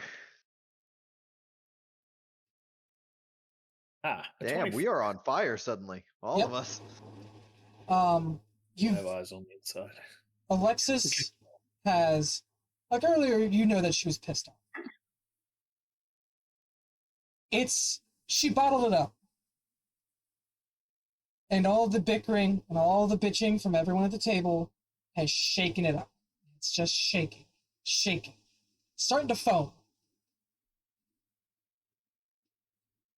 It looks like she's going to say something. It looks like it's going to come from a place of anger. I am going. So, where are we in the meal? Are we kind of like winding down after food, or are we still like? It's towards mid? It's like everyone's not ready for dessert yet. There's still some people finishing their meal. There's some people who have not touched their food at all and have decided that they're going to just drink wine the entire time. Without food, so they're just nice and hungry. Well, that makes my initial plan a little awkward. No. I can swing this. Okay, so I will make a point to turn to her and be like, Alexis, I haven't actually gotten to get properly acquainted with the manor. Why don't we, while we wait for dessert, take a quick walk around so I can take in the beautiful sights. Hopefully to extract her from the situation. She will. She will understand what you're trying to do. She will breathe. She will take off her napkin that she has stuffed into her collar. You're right, you have not gotten a proper lunch. Would anyone else like to go for a tour as we wait for dessert?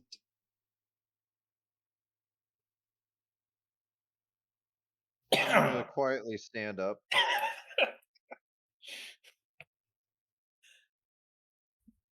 I take whatever notes I was writing with me, just crumple them and stuff them into a pocket. I certainly wouldn't mind a tour, but it is my responsibility to remain near Frederick. Yeah, I'm gonna like tap Tabitha's shoulder, like put my hand on it for She a is brief too moment busy so she arguing. knows I'm staring away. Yeah, I know. It's just so she knows that I am not present suddenly. Okay. She registers it, like she'll look at you while still saying, "Now listen here, you son of a bitch." Yeah. We don't need to bring our mother into this. I think we do. I think there was one too many. And then, so, am I understanding correctly? Zazie, you'll be staying, correct? I mean, I'll kind of be going wherever Frederick is, just because I'm supposed to. Frederick is my job. Kind of not paying attention to their bickering and is actually like, oh, this is actually really good. He's like actually enjoying his meal. Oh, fair. You know, traveling with him, he probably eats less than he should. Yeah. It's kind of working. It's the Keanu with the headphones enjoying the meal. Meanwhile, it's like the fucking scene from Spider-Man in the background. Yeah. Oh, the one cameo. It's the cameo scene. Stanley in the library. Yeah. Where they're just wrecking up the library and he doesn't even notice. He's just there organizing books. That's Frederick right now. Yep. Yeah. He's just like, I'm just here for the food. You know what? I probably should eat more often. Yeah, like this is actually quite enjoyable. So Frederick is staying put. Alright. Probably the first good meal he's had in like a month. And not just like, oh, I need to eat to continue to live. What a Use the pain. target mode.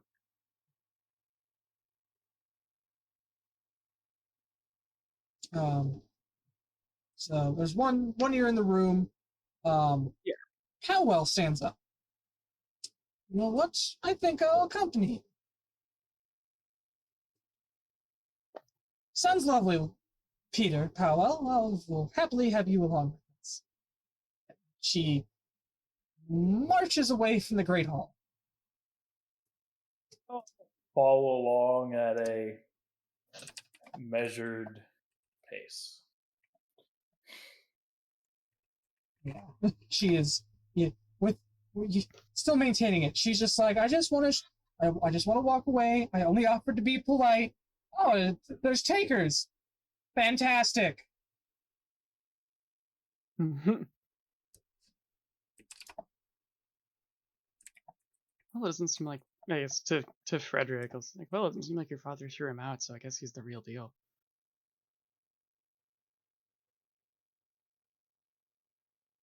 About Powell. Oh, I mean, like I said, I recognize him. Sort of. He does look a little bit older, a little dirtier. Have you tried the lamb chops? Actually, I don't think I have. Sorry, I've been a little distracted. It's fine. They're delicious. I can give them a try.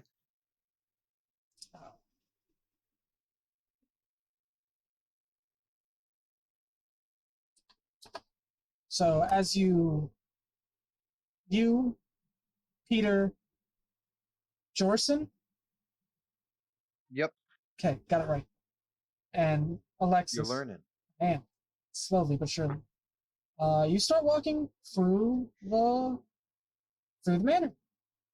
You go into the foyer, which you've already been in, but like this is where Father likes to keep all of his expensive wines, and it's a lovely fireplace. It's quite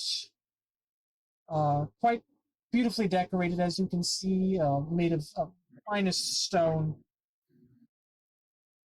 Kind of get the sense she wasn't ready to give an actual tour. She just kind of, was just like, oh, I'm just talking shit now. Yeah. She leads you upstairs to where there are 24 rooms. They're not, now mind you, they're not all large rooms, but they are spacious enough for someone to keep themselves and some personal belongings. What is it? It's like probably 4x8. No, 6x8. Each room's probably 6x8.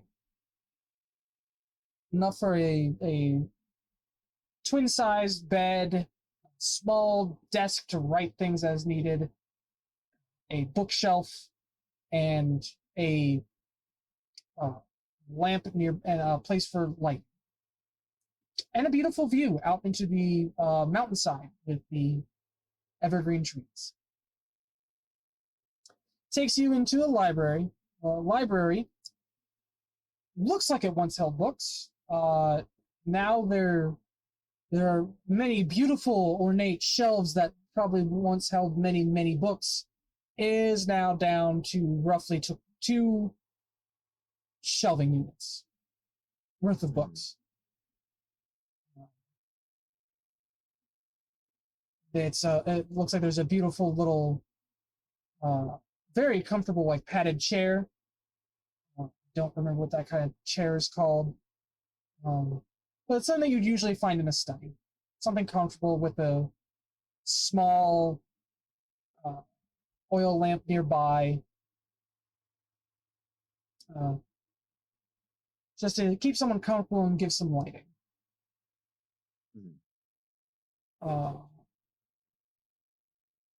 But otherwise, it's a fairly uneventful tour. Do you have insight, Jorson? Oh yeah. Give me an insight. Okay.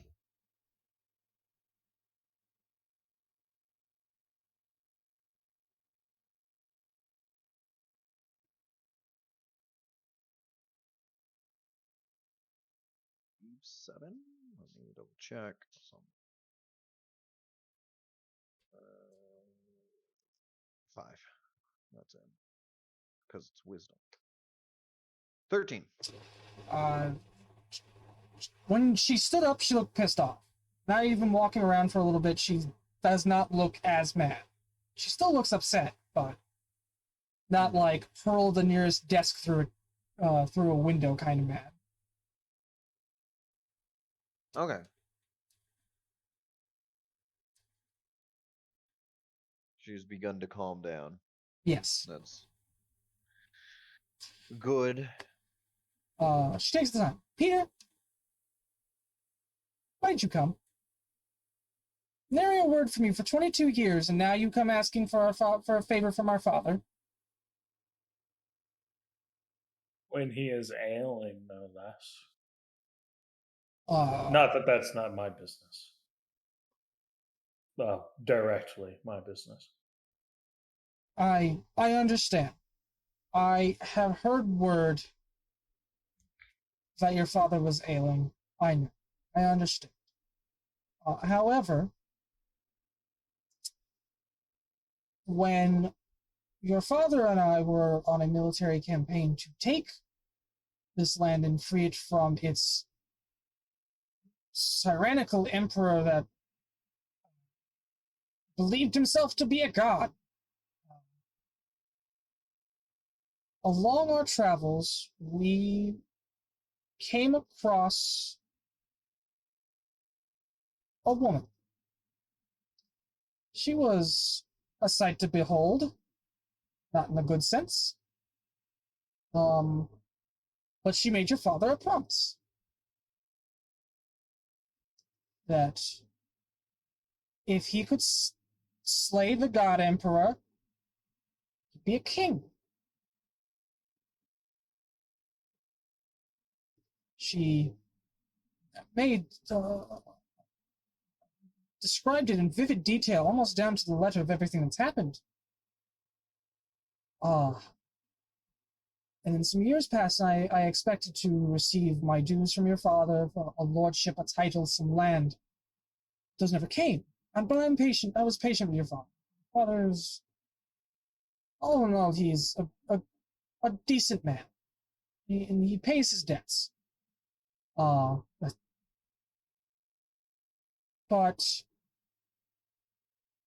when I heard he was ailing, I heard this rumor some time ago.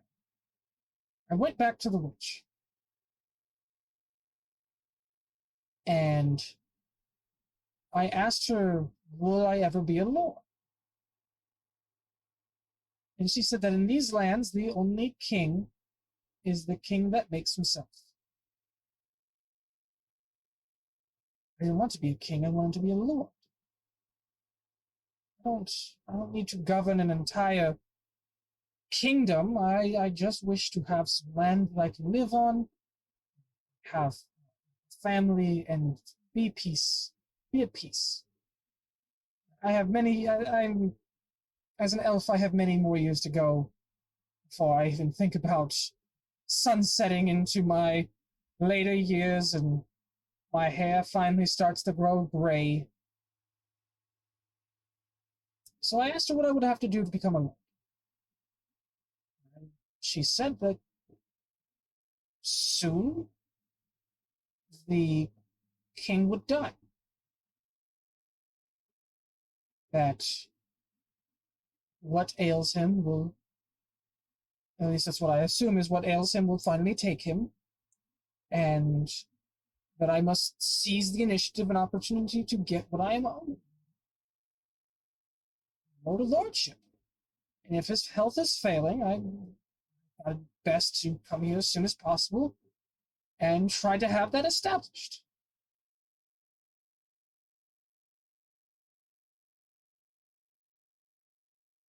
I imagine your father can spare some land, and I don't even need him to procure the funds for for me to have a keep or even a house built. I will solve that on my own. I just need an area of land marked out for myself.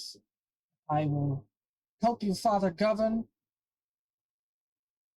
and I will be happy. It's a simple request.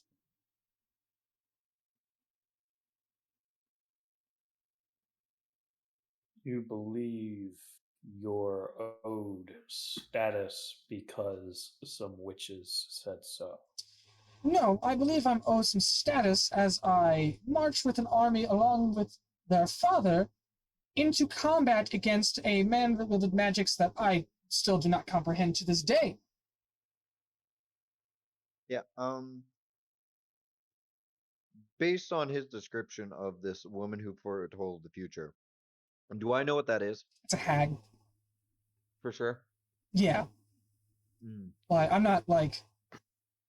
Now, if you want to get down and dirty, like, the specific kind of hag, you don't necessarily have the information to do that. You could probably make a roll for, like, specific kind of hag, but... Well, Jorson, piqued by this revelation, finally, like, take a step forward. Describe this woman that you just talked about, this witch. You want me to describe the witch? Yes. Of all the things I've gone over, that's the most intriguing thing to you. Okay. Sure.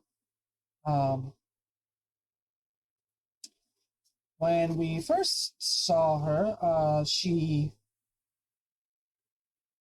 was able to see through it. I don't believe Frederick did. She had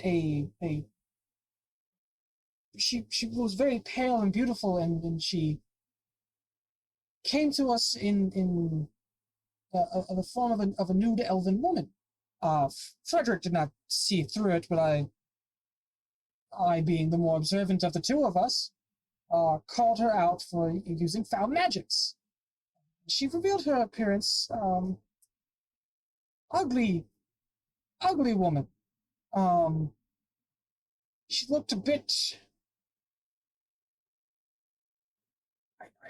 not necessarily like a turquoise, maybe green. It's hard to tell. We were in a dank swamp.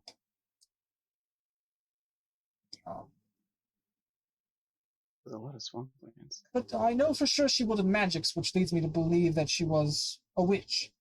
That and being able to divine things down to very nitty-gritty details.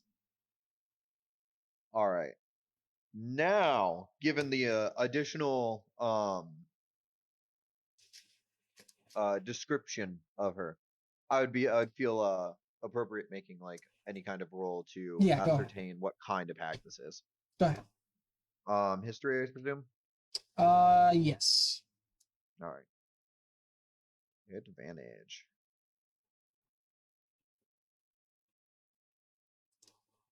There's a reason for this.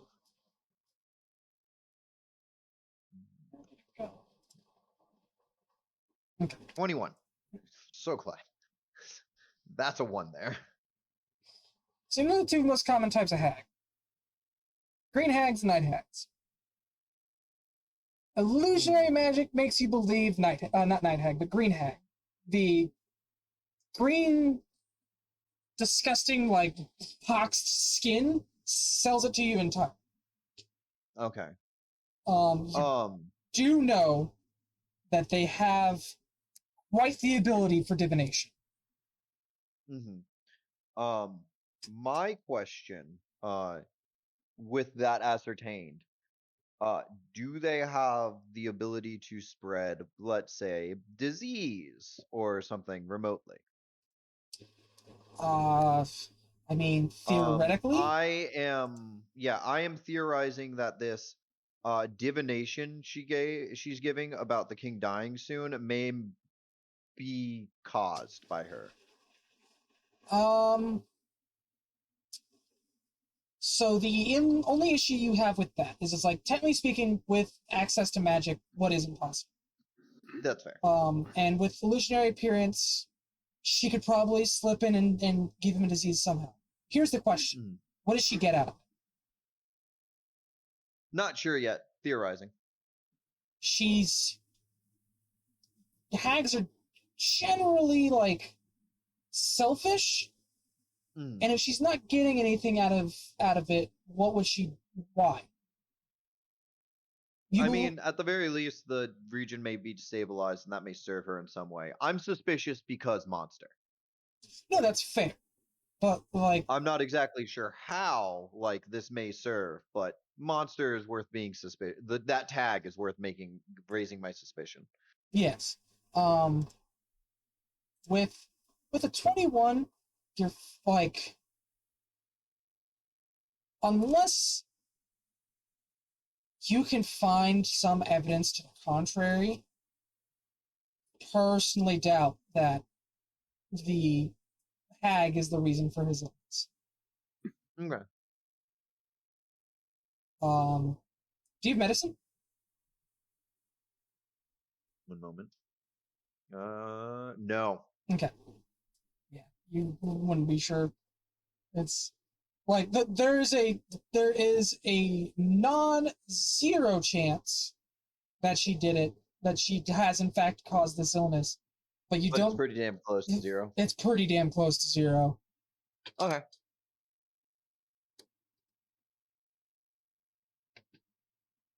He'll just give a solemn nod. Zazzy. In the story, did he actually say the king promised titles and such, or is it just the witch prophesized that he would be a king? When pressed to tell more details of what the witch said and for the story, he goes on and says that King Frederick did promise him lordships. He was promised a lordship. Okay. That's the... Now... I just wanted to clarify that so you had something for Zazzy. Yeah. Once again, though, that's coming out of his face hole. That you don't know if that's true or not. Yeah, I'll be looping back around to that at a later point. Okay. Zaz. Yes. All the siblings are now arguing. It has turned into a right clusterfuck. It has. Oh, the ones that are still here, I guess. Yes. So 5 of them. There are 5 people currently in a heated discussion. It has nothing to do with religion. It has everything to do with who crapped in the fireplace when they were 10. Oh my god. God damn. I don't want any part of this. Though I do. Well, I was enjoying my food. I'm not anymore. They're not going to details. They're just blaming people. Oh, okay. You have to. I think just imagining it immediately triggers what could possibly be the smell. That's true, yeah.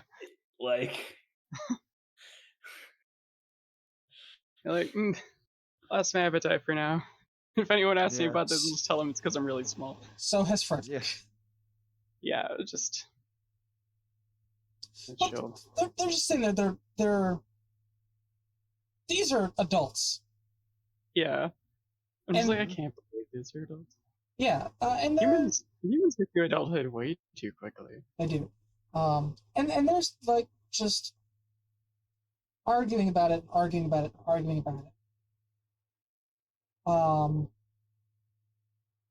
then Alexander looks to Cassandra.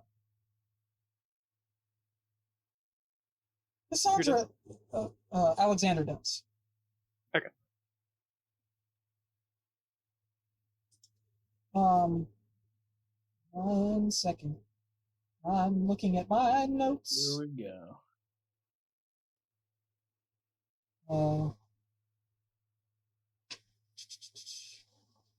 Oh, that's the wrong note. I'm losing it.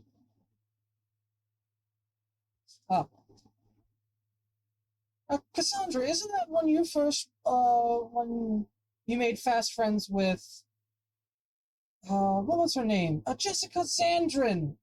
Yes. Have you two stayed in touch? And the old man, like, just slams his fists on the table. I'm not here to discuss childish things and wants with my children. You are all adults and you all have responsibilities. Xavier, Jorson, Alexis, and Powell, you all hear the heavy slam of a fist or something on a table in the other room. And then indistinct shouting. You can't make out words immediately. Actually, with your passive perception, I think Jorson would. Oh yeah, definitely. 20. Yeah. Jorson, you make out words. So you hear in the distance is like, I'm not here to discuss childish things with my children. You all are adults and all have your own responsibilities. The king is apparently upset. Oh no. Where is This my Alexis? shock face. Huh? He's shouting, "Where is Alexis?" And he starts just. Excuse me. Oh dear. You all hear him shout very loudly. Alexis Duwine Luis, in the foyer now! And he gets up out of his chair using the sword to support himself, and he starts walking to the foyer, and everyone is kind of like awkwardly paused and like don't know what to do. Then Cassandra stands up to follow, Alexander stands up, and everyone just starts standing up to follow. So is that all of us, or? Yes. No, I was asking Frederick. Oh, I think it'd be a good idea. Primarily because I don't think he wants to repeat himself twice. All right. I will Hop down off my chair. we'll look to Alexis. I suppose the rest of the tour will have to wait. I'm afraid so. Father calls. Always he's alert. As of duty. So everyone meets up in the foyer. He more like seemingly yelled to get her attention in the large manner, as he's a little bit more composed, but he's still like a little ticked. Like he's obviously like gripping his sword a little harder. I called you all here for a specific reason. According to the clergy, I have 2 weeks. I have 2 weeks left on this earth. I wanted to have a nice meal with my children, them all behaving like rational adults. But I guess that was a little much to ask for. So I will cut to the part that is important. I have to decide on a successor. All of you were born at the same time, so even then I wasn't fully there to know which order you came out in. Doesn't matter to me. What matters are your deeds, what you've accomplished, what you've done. Alexander, I am proud of you, despite my differing views. I'm not a fan of you gallivanting through swamps and forests, chasing after monsters for common man to aid them. No, the people need to learn how to fend for themselves. The army is for conquest. Soldiers are for conquest. What you're doing is protecting. People will grow weak.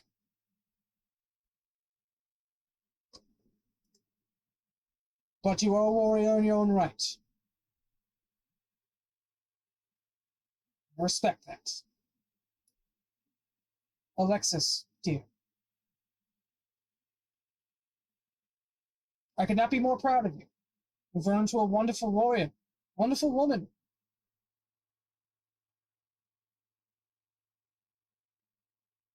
But, as things may be, there are past issues that I must amend. And unfortunately, you are the cost. I do not want this to strain our relationship, as I love you dearly. But if you give it some time, I imagine it will be a happy marriage. You do not have to love him. Tolerate him. That's all I ask.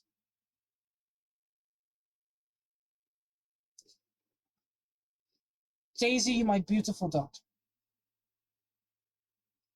I understand you have been recovering, but I fear your disease will return, and I only wish to do the best for you. I know that you have not had agency over yourself in many years, but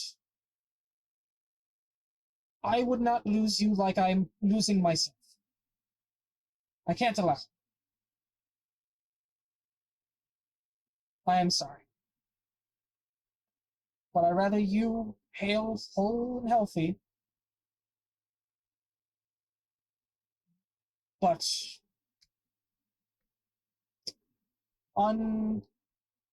unable to choose who you marry. Your health has a cost, and I'm sorry that I made that decision for you. I'd rather you live to hate me. I can die knowing that.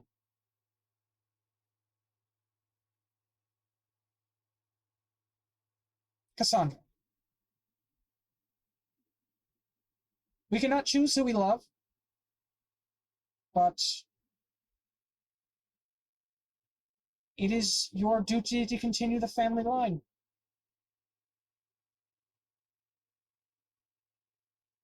Alex has sworn himself to the church. Frederick would rather read a book.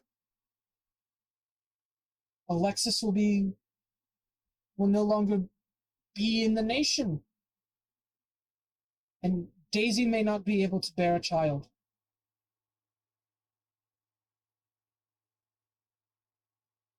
It is unfortunate that I have to ask that of you.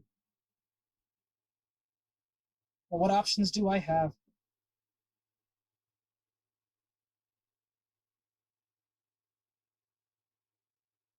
Frederick, one day I hope that you will learn to wield a sword and not a book. It's a shame that I don't believe I will see it. You're a smart man,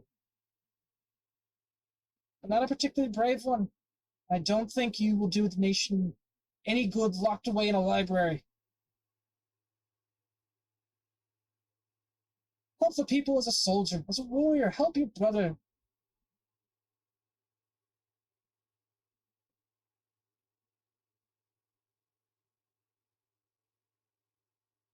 And Tabitha.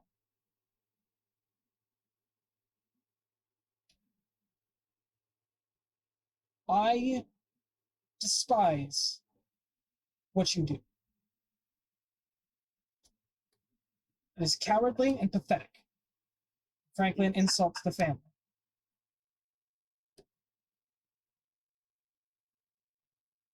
We've argued the merits and disadvantages of what you do. I believe the disadvantages outweigh the positives. You gain no glory. You look weak. I bet you can't even pick up Frederick's books. Look at you.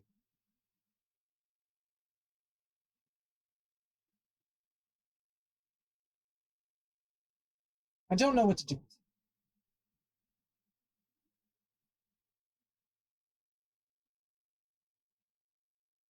Peter, I know why you're here. I will have a document with a deed of land written up by tomorrow morning.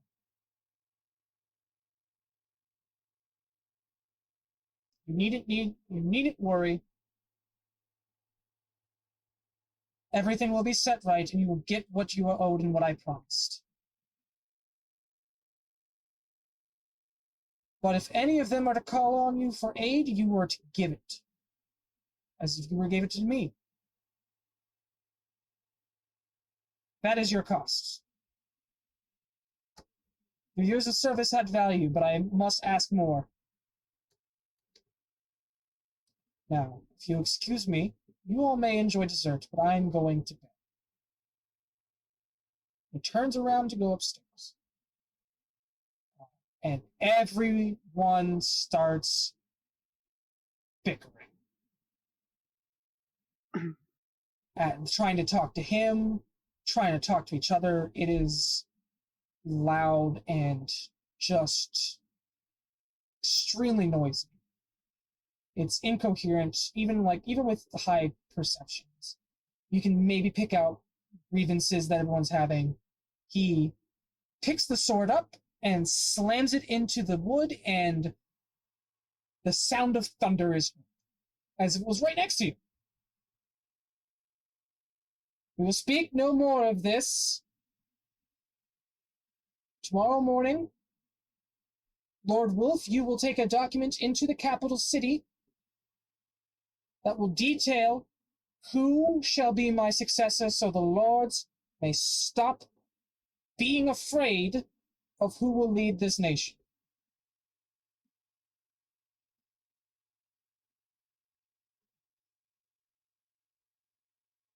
I only trust that whoever I write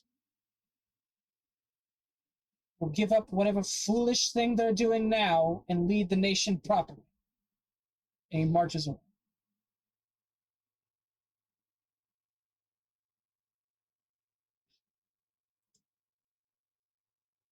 Gonna kind of not say anything for a bit. Just let that go for the moment, at least until he's gone. Yeah, I'm just gonna kind of look over to Tabitha, see how she's processing things. Roll me an insight. You know what? I will. Do I get advantage? You know what? Sure, I'll give you advantage. You know them pretty well. I'll give you advantage. I know, and I'm sitting right next to them. I will look up at Frederick too, because he's kind of Everyone's standing in the foyer at this point. Oh, sorry, standing near them. And you said you were rolling inside as well, Cindrah? Yeah. Primarily Frederick. Like I said, he's the guy I work for, so he's going to be my first priority for the moment. Wow, that's 2 nat 20s on that roll. Nice. Fuck my advantage, I guess. What a waste. I know, right? Nat 20, 27. She is livid. Yeah, I figured that would end up being the case. Like, you are trained at fighting monsters. Oh, yeah. She looks like a pretty formidable monster right now with how much she is just huffing, and if looks could kill. I don't know. Apparently she's not good at combat. Yeah, I'm gonna, try to be consoling? You would know she doesn't want that right now. That's fair. I'm not gonna try to be consoling. Cindrah, you have advantage on that since you know Frederick well enough. Oh, actually, I wrote that wrong. Just roll one more. 25. 25. Frederick, keeping calm, composure, is very composed. You do see his eyes do get a little watery. He is obviously trying to keep on a brave face, but his feelings are very much hurt by what his father said. Yeah. There were several statements in that kind of stung. And he's just like, nope, I'm fine. I'm fine. Keeping it together. I'll look up at it and just like, you already know that what you do has value. Come on. I know. I've seen it. It doesn't make the words hurt less, but I know. I know.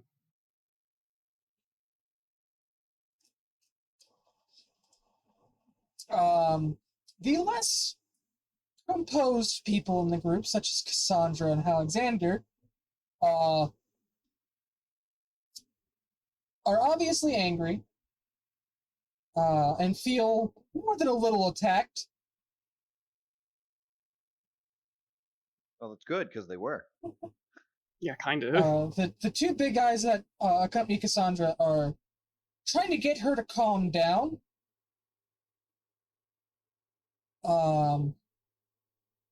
And she just like it's a wave. It's a step-by-step process that you see happen in a matter of seconds. They get her to start calming down. She calms down. She says, "Fuck this." She rips her blouse off, and like underneath she has like an undershirt that is like just kind of like loose, like this is what you'd wear out like in a field. She just rips her blouse off and she's back to like her peasant like clothing, and she reaches in Lord Wolf's bag and pulls out a very expensive looking bottle and just cracks it open. Bag of holding that is just alcohol? God, I hope so. Best gold I've ever spent. It's refrigerated. So just keep it cold too. I think it technically would. I mean, it is. I guess it would be. It would be really well resource. insulated. She doesn't pour herself a glass. Drinks it out of the bottle. She's just drinking out of the bottle. Lord Wolf has the decency to put it in the glass. Lord Wolf isn't really upset right now. No. Everything's great for him right now. He Would not care. He doesn't know what Coming up, Lord Wolf. everything is coming up Lord Wolf. He registered his name at some point in that and was just like, I'll do it. I don't know what it is, but I'll do it. Yep. Involved. They included me. I exist. Yay. Guard Captain Abraham approaches Alexis, is like, ma'am, should we make sure he's all right? This is the most we've seen him walk recently. Should we please go accompany my father to bed? Don't need him tripping and falling down the stairs. Yes, we would want him to actually make it those 2 weeks and not an accident caused by this evening's tensions. I believe that his robe dangles too far down is my bigger concern.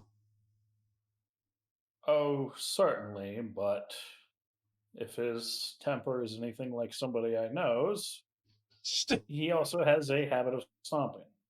You think you hear her neck snap to look at you? Shit-eating grin. Yeah. She gives you a squint.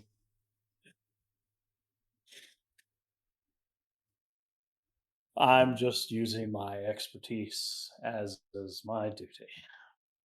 And while I serve Alexis, I serve the house and name. Right. Remember that. She begins to, proving her point, stomp off.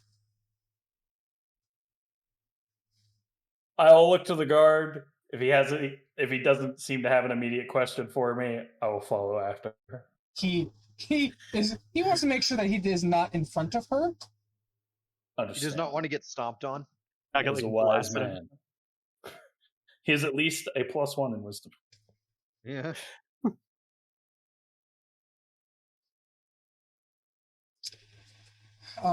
Isaac comes in and is like, should I tell Kane to not prepare dessert? Do people still want dessert? Is now not the time? I'm just gonna kind of like tap Tabitha's shoulder and point to the dude asking about dessert. Give like a small shrug. Dessert would be lovely. Will it involve any alcohol? I believe some of us here need refreshment, and some of us don't.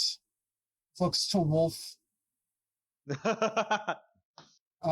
has kind of saying something not actually in view, like behind people, but like within view of Kane. I'll hold up like the like little bit hand sign of like finger and thumb. Yeah. Yeah. Just a smidge. Just a little, not.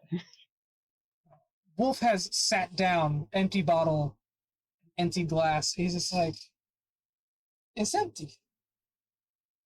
Maybe that means just stop for now. He starts drifting, and he's laying on the couch. And he's out. Oh, there he goes. Yes, one less dessert. That's perfectly fine. Rum pudding. Does that sound good to everyone? Excellent. I'm open to anything. I will prepare that immediately. But everyone just starts going back to idle chit-chat, trying to process all the events that just happened. Is there anything you all would like to discuss? If I'm... No, go on. Oh, wait, did Cassandra leave, or is she still in the room? Cassandra is in the room with a bottle. Alexis stomped off to a corner to go brood. Oh, sorry, Alexis on that walked away. I guess I'll ask Cassandra, if you don't mind me asking, what was it that you were trying to bring up earlier? Oh, if he's gonna make it apparent to everyone, thanks, brother. I have recently, and she goes digging through her pocket, and she pulls out a ring. It's an engagement ring. Oh, well, congratulations. It's not. This isn't going to be mine. Oh. She's another noble, so I thought that'd make him happy, but I guess not. He always was kind of awkward about it. Everyone else here knew I had a thing for her, but I expected that they'd, not make it apparent to everyone. He seemed like he knew. I'm sorry. I thought we were going to be direct with Father for now. But I guess that's why he had his little bit about Tabitha. One moment. Hello? Hi. I I've been given pizza. I'll greatly enjoy it momentarily. Pizza. I think it's Red Baron, so it's real good. It's food. But that's why he had his little fit about Tabitha. But, not all of us can be... Sorry? Just to make sure I've got my knowledge out of character lined up. Tabitha is the one that does politics and subterfuge, right? That he just doesn't like. Okay. That's the Toreador, yeah. Shh. Tell me I'm wrong. Not as fancy. I don't know. It's not really Venture vibes so far. More like Banu Hakim. No. No, that's giving her too much credit. Damn. It's been Damn, established dude. she doesn't know how to fight. When was the last time you met a Bonnie Hakeem that doesn't know how to fight? No. He says she doesn't know how to fight. That does not make it true. Sure, he also thinks that Frederick doesn't know how to fight, but he's like a really powerful wizard. Yeah. I wouldn't the siblings. qualify being a wizard as fighting. That's a whole different school of doing things. Combat. I mean, you can use it for combat, and he does. Yeah. I believe the implication was glorious melee combat. Yes. That's Well, what yeah, fighting that seems to be the thing he cares about. Yeah. But everyone continues about their conversations. Is there... I feel like I dropped someone's conversation part. Oh, yes, you were talking to Cassandra. I'm sorry. Yeah. But yeah, it was... I thought he'd be okay with it by now. Guess that's not the case.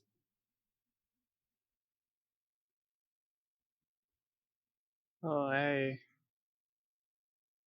don't remember. Did he already like arrange a marriage for Cassandra or no? No. Oh, okay. No, that was the other girl. Alexis and Daisy both Alexis. have arranged marriages. Yeah. Well, there's still time, I suppose, for you to.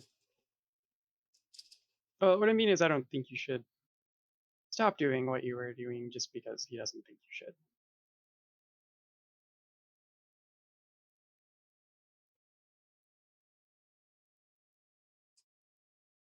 The issue isn't what I'm wanting to do. Realistically, I need him to not care. Because he shouldn't care. It shouldn't be that big a deal. But, I mean, here in 2 weeks, he won't stop me. He won't be able to. If what he says is right.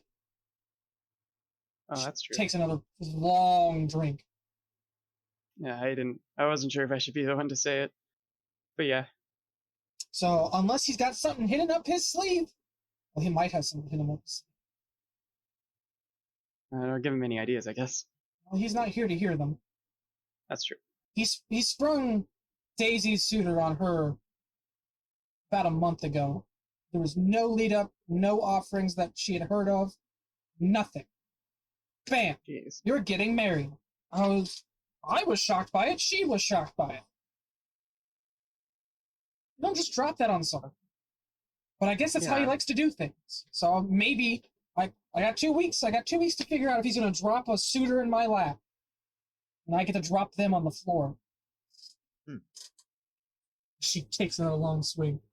One of the guys is like, Sandra, you need to slow down. You know how you get when you get drunk? I get fine. Let me You should cook. definitely drink some water. I will, once I'm done having that delicious pudding.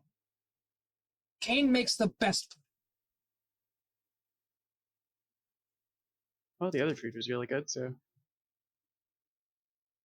that makes sense.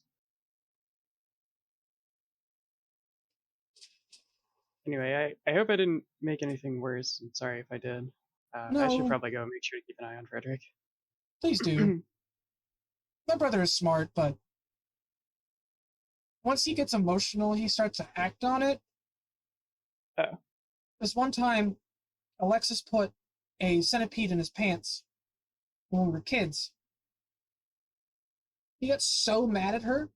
This is when he found out that he was actually learning how to use magics. Got so mad at her. He picked up a brick, and he's not very strong. He threw it at her. It lit on fire. Oh.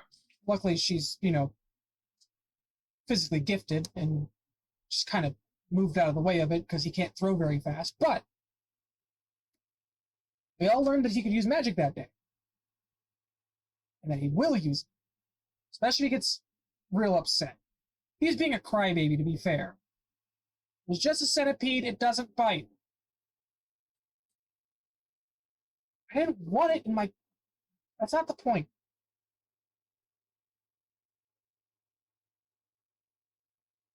Anyway, please. Magic is still a good outcome. Sorry? I suppose discovering magic is still a good outcome. I mean, it is. Personally, I think it is. I would love to be gifted with the ability to do magic.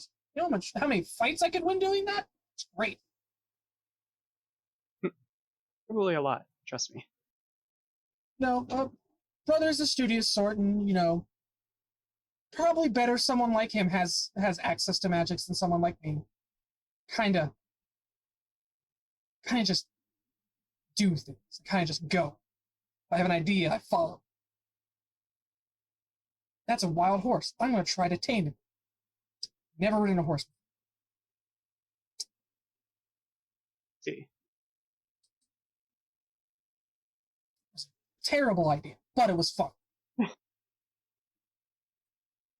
you're still here. Yeah. I am, primarily because I couldn't catch the horse.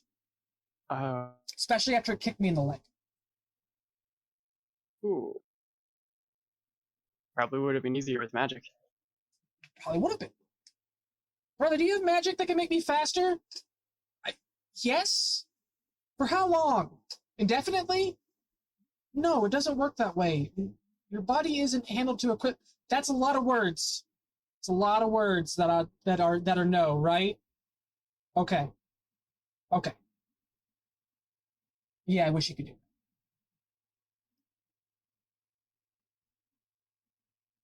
Seen that spell before. It is pretty impressive. Though people get really tired afterward, though.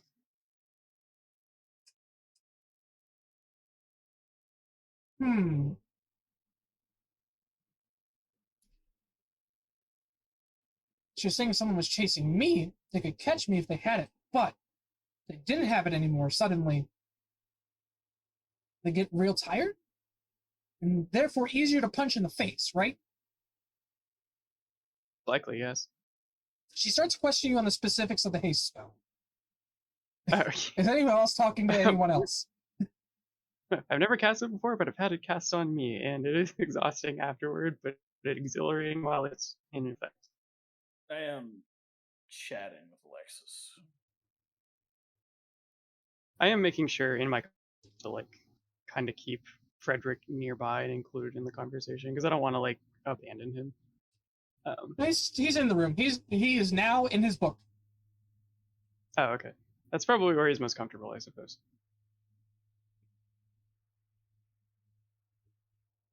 Where's my happy place? A book. Fair. Yeah. I'm telling Alexis, upsides. He's proud of you.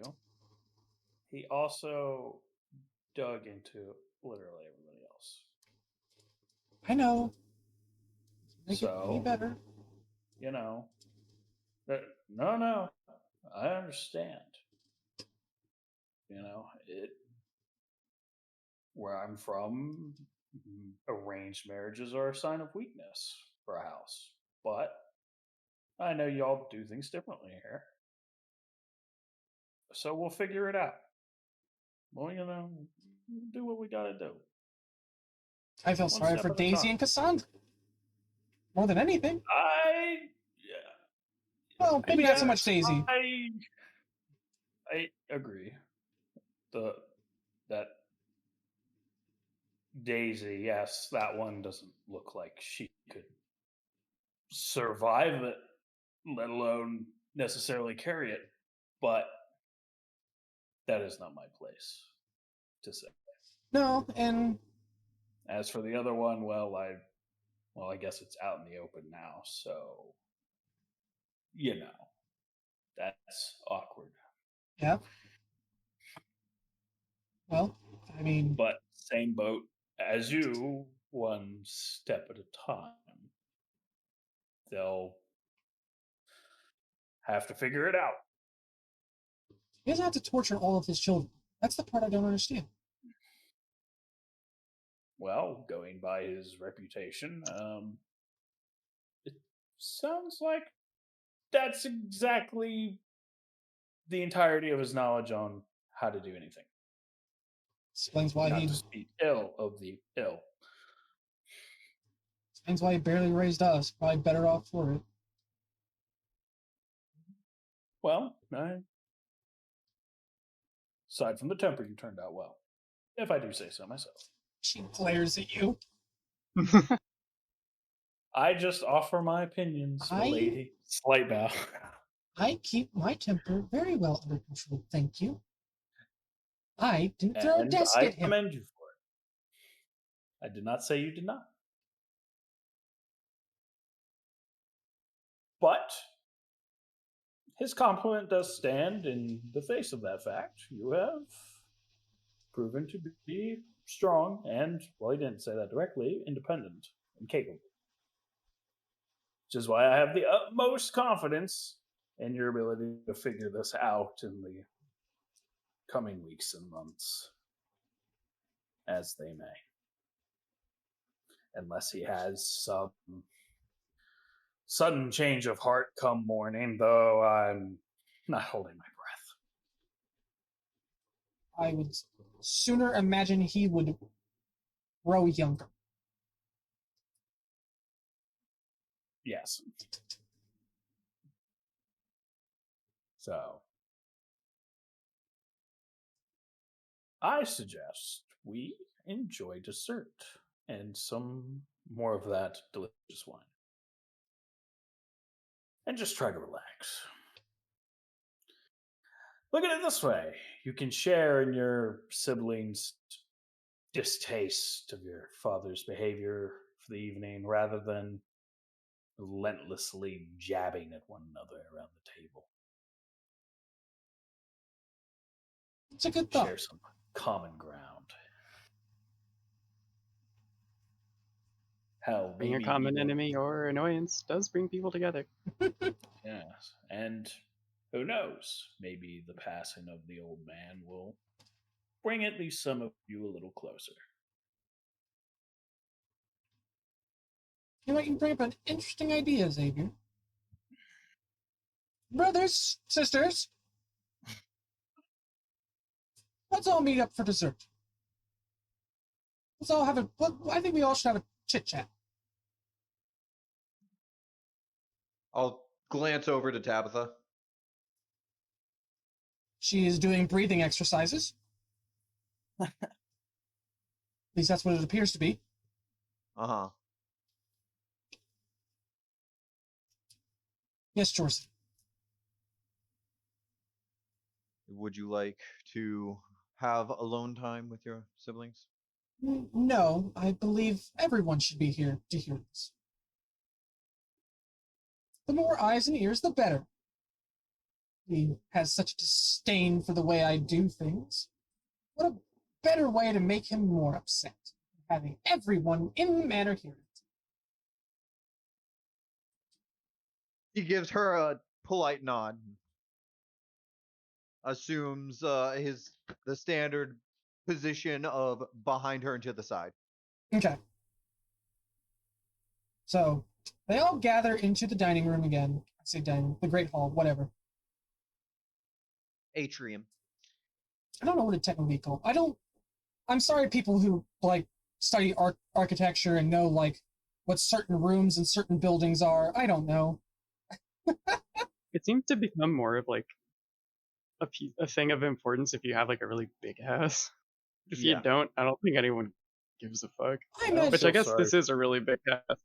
I feel sorry for the architecture people. If they didn't want to suffer from people mislabeling parts of architecture, they shouldn't have studied architecture.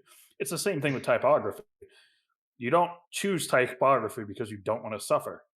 Because as soon as you open that Pandora's box, it's bad kerning everywhere. Life becomes pain. I feel personally attacked on that end. You should. I've lived that life.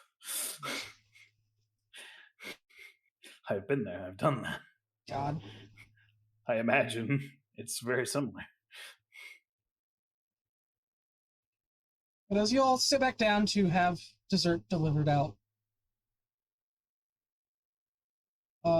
Alexis doesn't let anyone start any idle chit-chat till everyone sit down. And is... So I don't know about any of you, Did it sound like he made a decision on all of that? It sounds like he made a decision, but I don't know who. I believe that father is just trying to... I think it's best if we all have a discussion on what the kingdom would look like. What would the kingdom look like without father, but with ourselves in charge? Let's go around the table and share.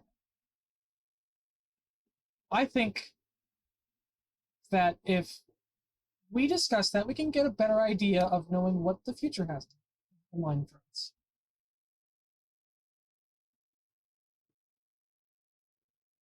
I think it's good to keep that in mind as this moves forward. We have 2 weeks. Well, a week and 6 days for us to get affairs in order if we don't like the outcome. To make ourselves comfortable or to make peace with it. I think we should get that settled. Is there anyone who'd like to start? Alexander raises his hand. Yes, brother. I will listen to your sermon. Of course, Alexander goes first. Yeah. I would institute a main religion, being that of order, and outlaw very specific religious sects. Heretics of gods of chaos, any of those that worship the undead. I would outright ban those and make the primary religion that's the god of order. That's not much to ask for. Okay, but what about, like, foreign policy, brother? How, like, we have multiple border disputes. We have people in our own nation who are trying to start wars. What would you do? Oh, I believe that underneath the light of the God of order, we would all persevere through these petty problems and come out better for it. Cindrah pipes in. Okay, that's neat. What about us? What happens to us? She motions to all the siblings.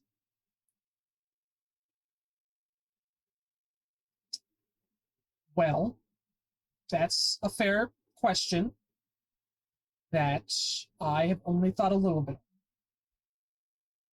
Frederick, oh, so you are capable of thinking ahead. Yes, brother, I am. But I know that you're better at it. I would institute you and Tabitha as advisors. Both of them looked shocked at that.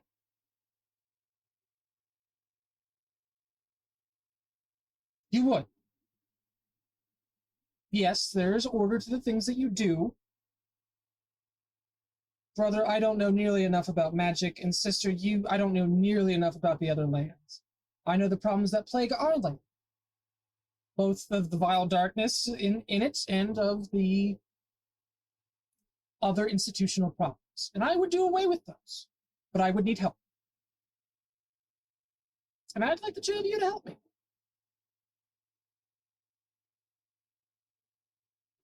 Cassandra, okay.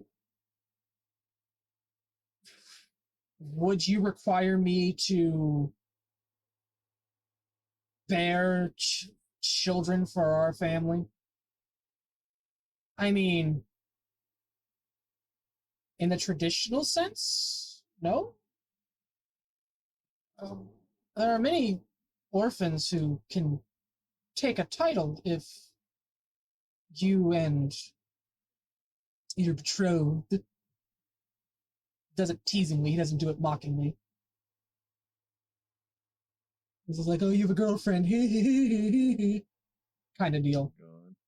Still a 4-year-old. He is a 4-year-old. He is a 4-year-old with a holy adventure.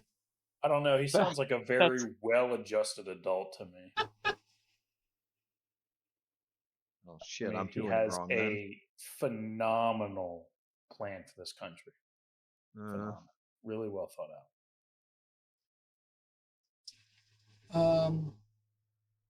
I would see no problem with that. You can be happy, sister. Can I be happy? This is Alexis.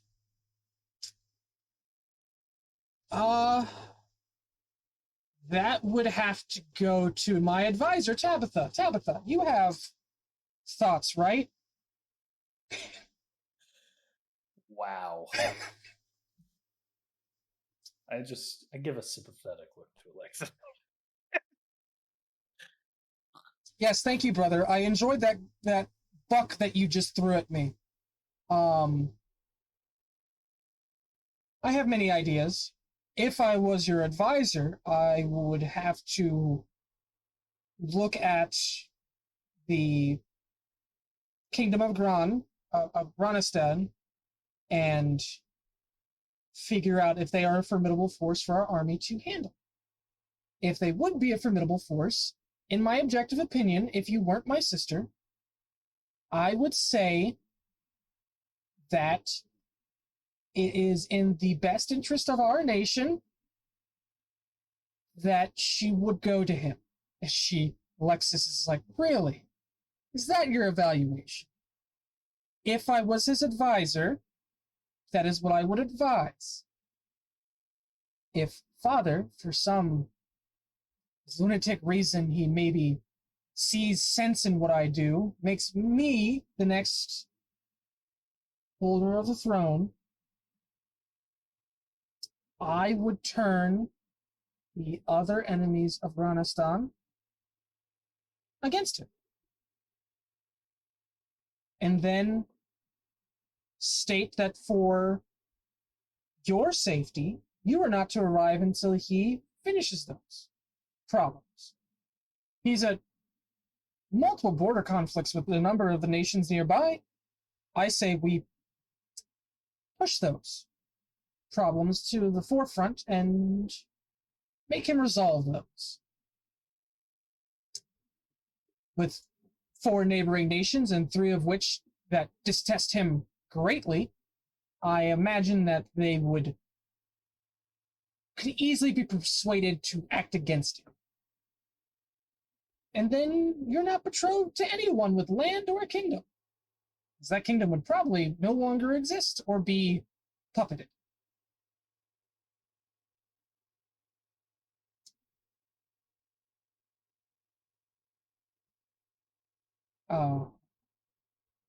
But I sincerely doubt, and have sincerely doubt, that father would make me acting ruler once he passes. So I have not given much thought to how I would run this nation legitimately. Frederick. But what about illegitimately?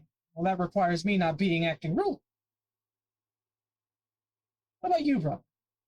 What would you do? I would try to put away the notions that the only kind of power is the power that is wielded with a sword. No offense to you, Alexis and Alexander. You both do your jobs handsomely, but might doesn't always make right. There needs to be a little bit of some forethought put into things. Nation severely lacks that in some of the outskirts, where some town leaders are elected by whoever could butcher the other first. It's barbaric and unbecoming of a nation or a society. Alexander pipes in, but that is the law established for those lands. Would you forcibly change that? Or would you try to convince them otherwise? Force if necessary, but I would hope that the people can see some sense. I just wish to see a more enlightened society. thinking and the arts and sciences are all doing abysmal. The nations to the south have more advanced technology than ours. I mean, Zazie here has probably one of the most advanced pieces of technology I've seen in all my years. But from my understanding is that some of the nations, this is commonplace. A 5-year-old has one of these. And I've only seen one in our nation. It's ridiculous. I digress. The fox. Yes, the fox. He's like gesturing violently towards the fox. It's like, do you see this thing? It's beautiful. Oh, I wasn't saying anything. I just said I was petting. Oh, you're petting the fox. Oh, I thought you asked, is it the fox? Yes, it's like, this is a beautiful work of art and magic, and we have nothing like it. Why? Just get fucked. Daisy, what about yourself? Oh, I don't think I'd be fit for a leader. Not really. Never really spent time thinking about that, more just hoping that one day I would get better, and I have. It took many years, but I'm better. But I know that I wasn't the only one who suffered from this illness. So maybe the first thing I would do is invest in the healing works, see if we can develop more medicines, more advanced magics that can help with illness. It's remarkable that I survived. There are a number of people who had my disease and died within the first 3 years. I had it for a decade. I do believe. Everyone bets in healthcare, they're gonna fucking die.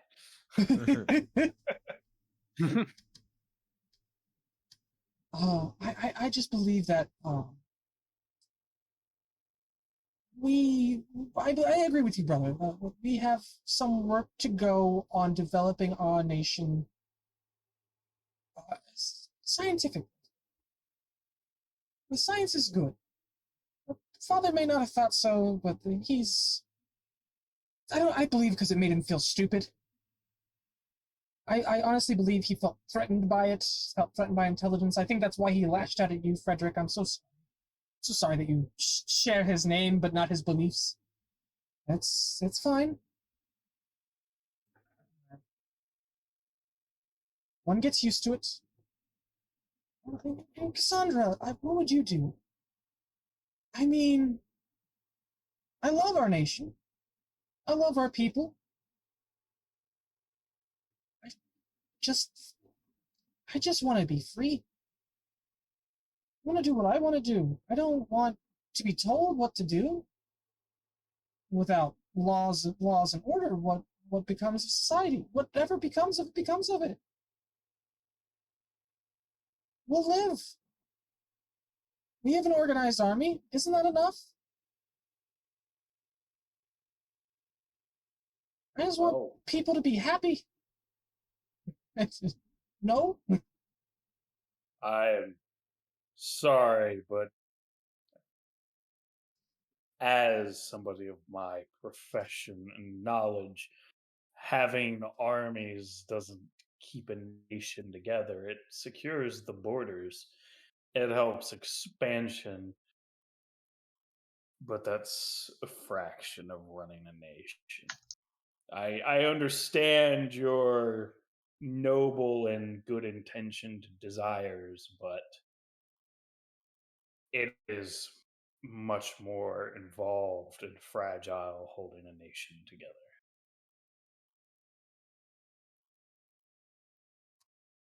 I think I would not have one overarching set of rules. I would divide it up. And have... Like into different provinces? Yes, different provinces. Maybe different city-states. where they have autonomy they would know what their citizens need.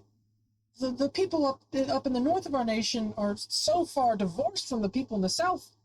If they make rules for them, how would they apply? Those people can go without water. They live in a desert.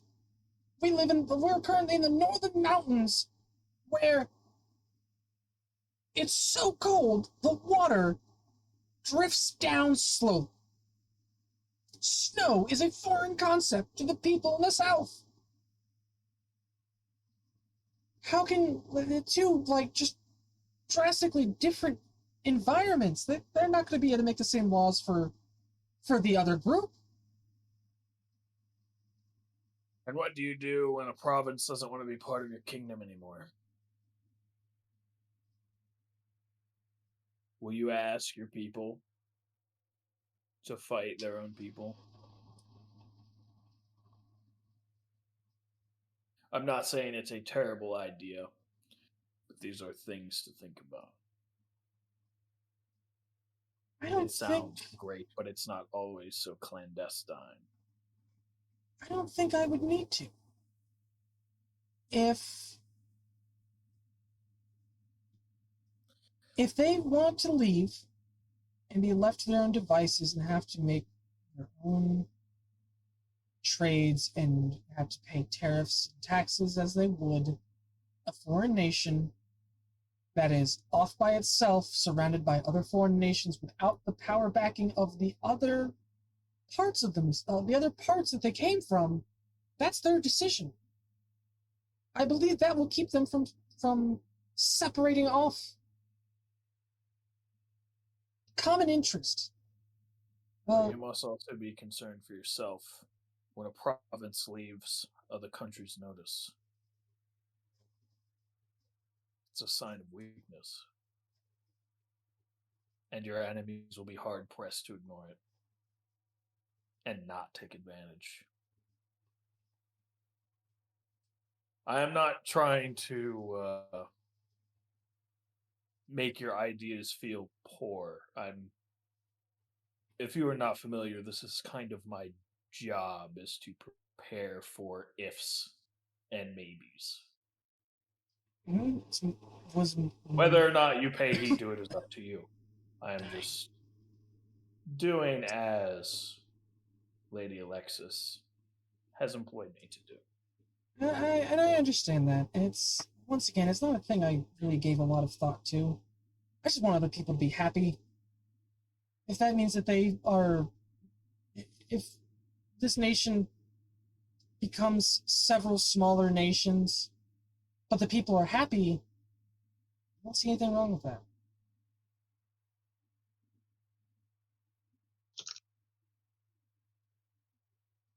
Alexis chimes in.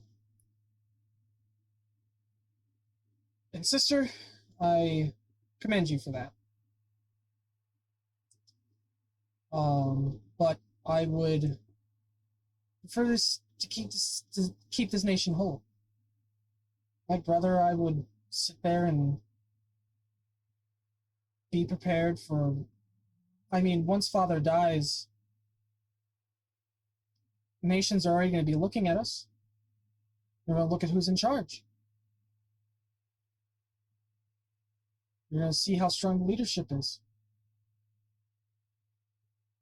I think if Frederick was up there and they saw a man trying to bring about the arts and a new age of enlightenment to the nation, I believe they would try to disrupt that. Daisy dear, you're a sickly woman. I imagine that they would imagine you to be just a weaker leader. Cassandra, you are, for lack of a better term, a hothead.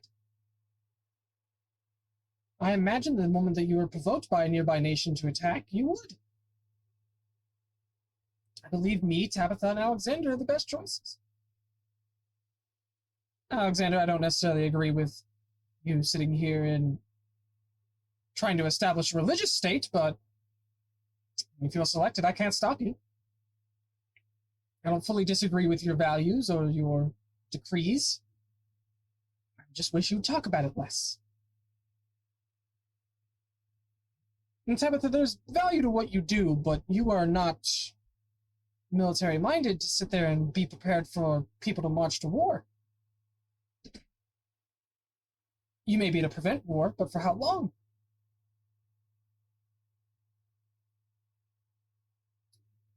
But I don't know the secrets you do, so maybe indefinite.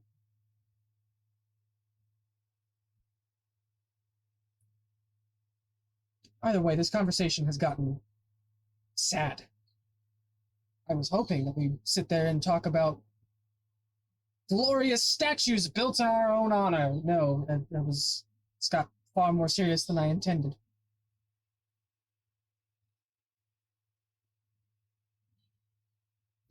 Well, it was probably better than before, at least. Not wrong.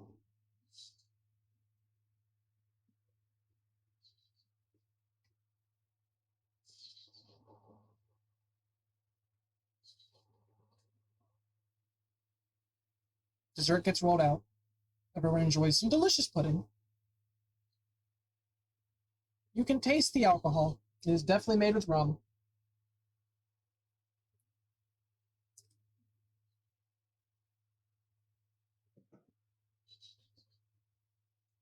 I'm gonna go easy on that due to my stature. I don't, despite what I've said earlier about not drinking. Chug, chug, chug, chug. Not actually. Don't chug pudding, kids. Don't do it. Yeah. Oh my god. We're not endorsing nor condoning the use of chugging pudding. I'll have my fair share of pudding and drink.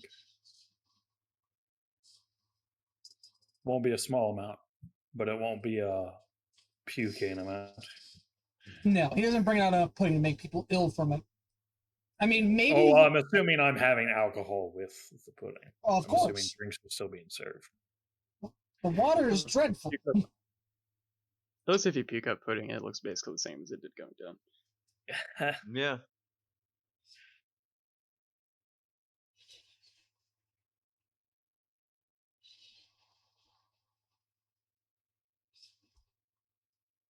Sorry, I'm shoving pizza in my mouth. How dare you? But dessert goes on and concludes, and everyone makes ready for bed. Is there anything anyone would like to do before turning in?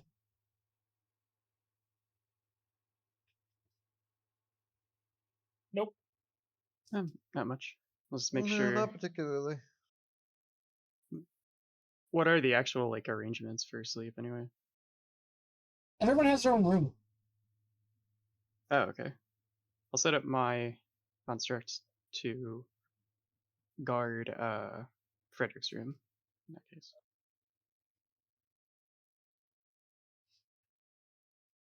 Frederick insists that's unnecessary as he begins carving in a ward. Alright, suit yourself.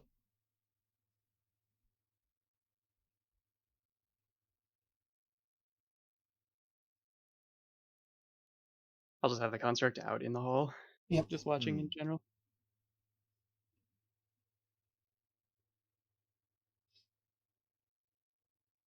As I retire to the room, I will be spending some time with one of the cases that I open up and begin fiddling with the alchemist supplies. Alrighty, what are you making? Math.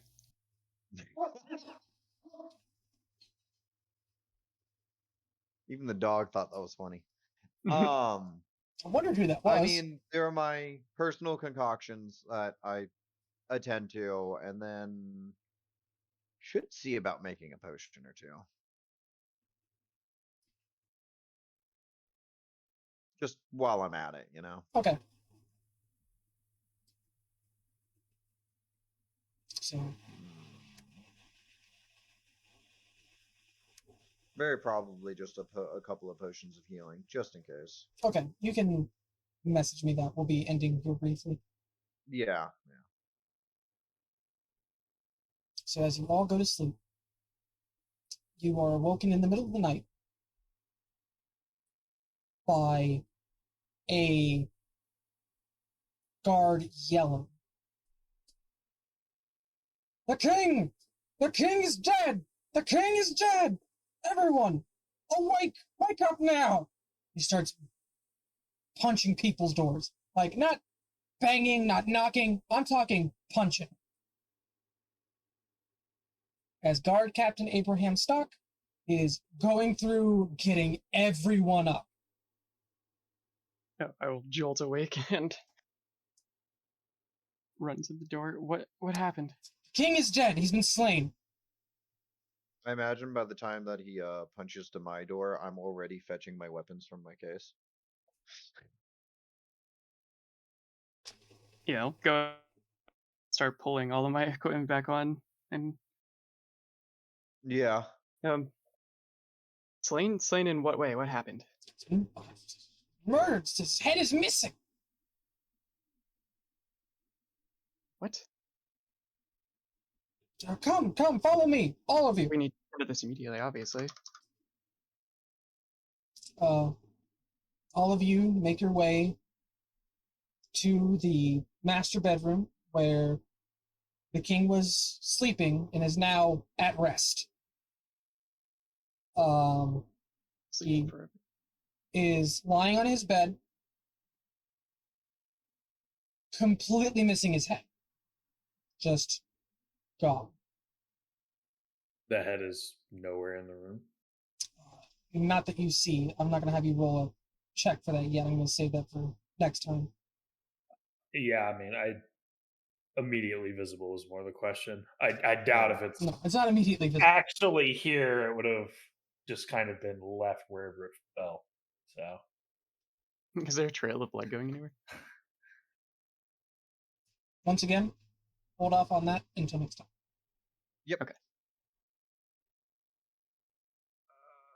oh boy. The King Frederick Louis I is now dead, and the throne vacant. Who is the successor? No one knows yet. The kingdom is thrown into chaos. Chaos. Please join us next time as our party here investigates the murder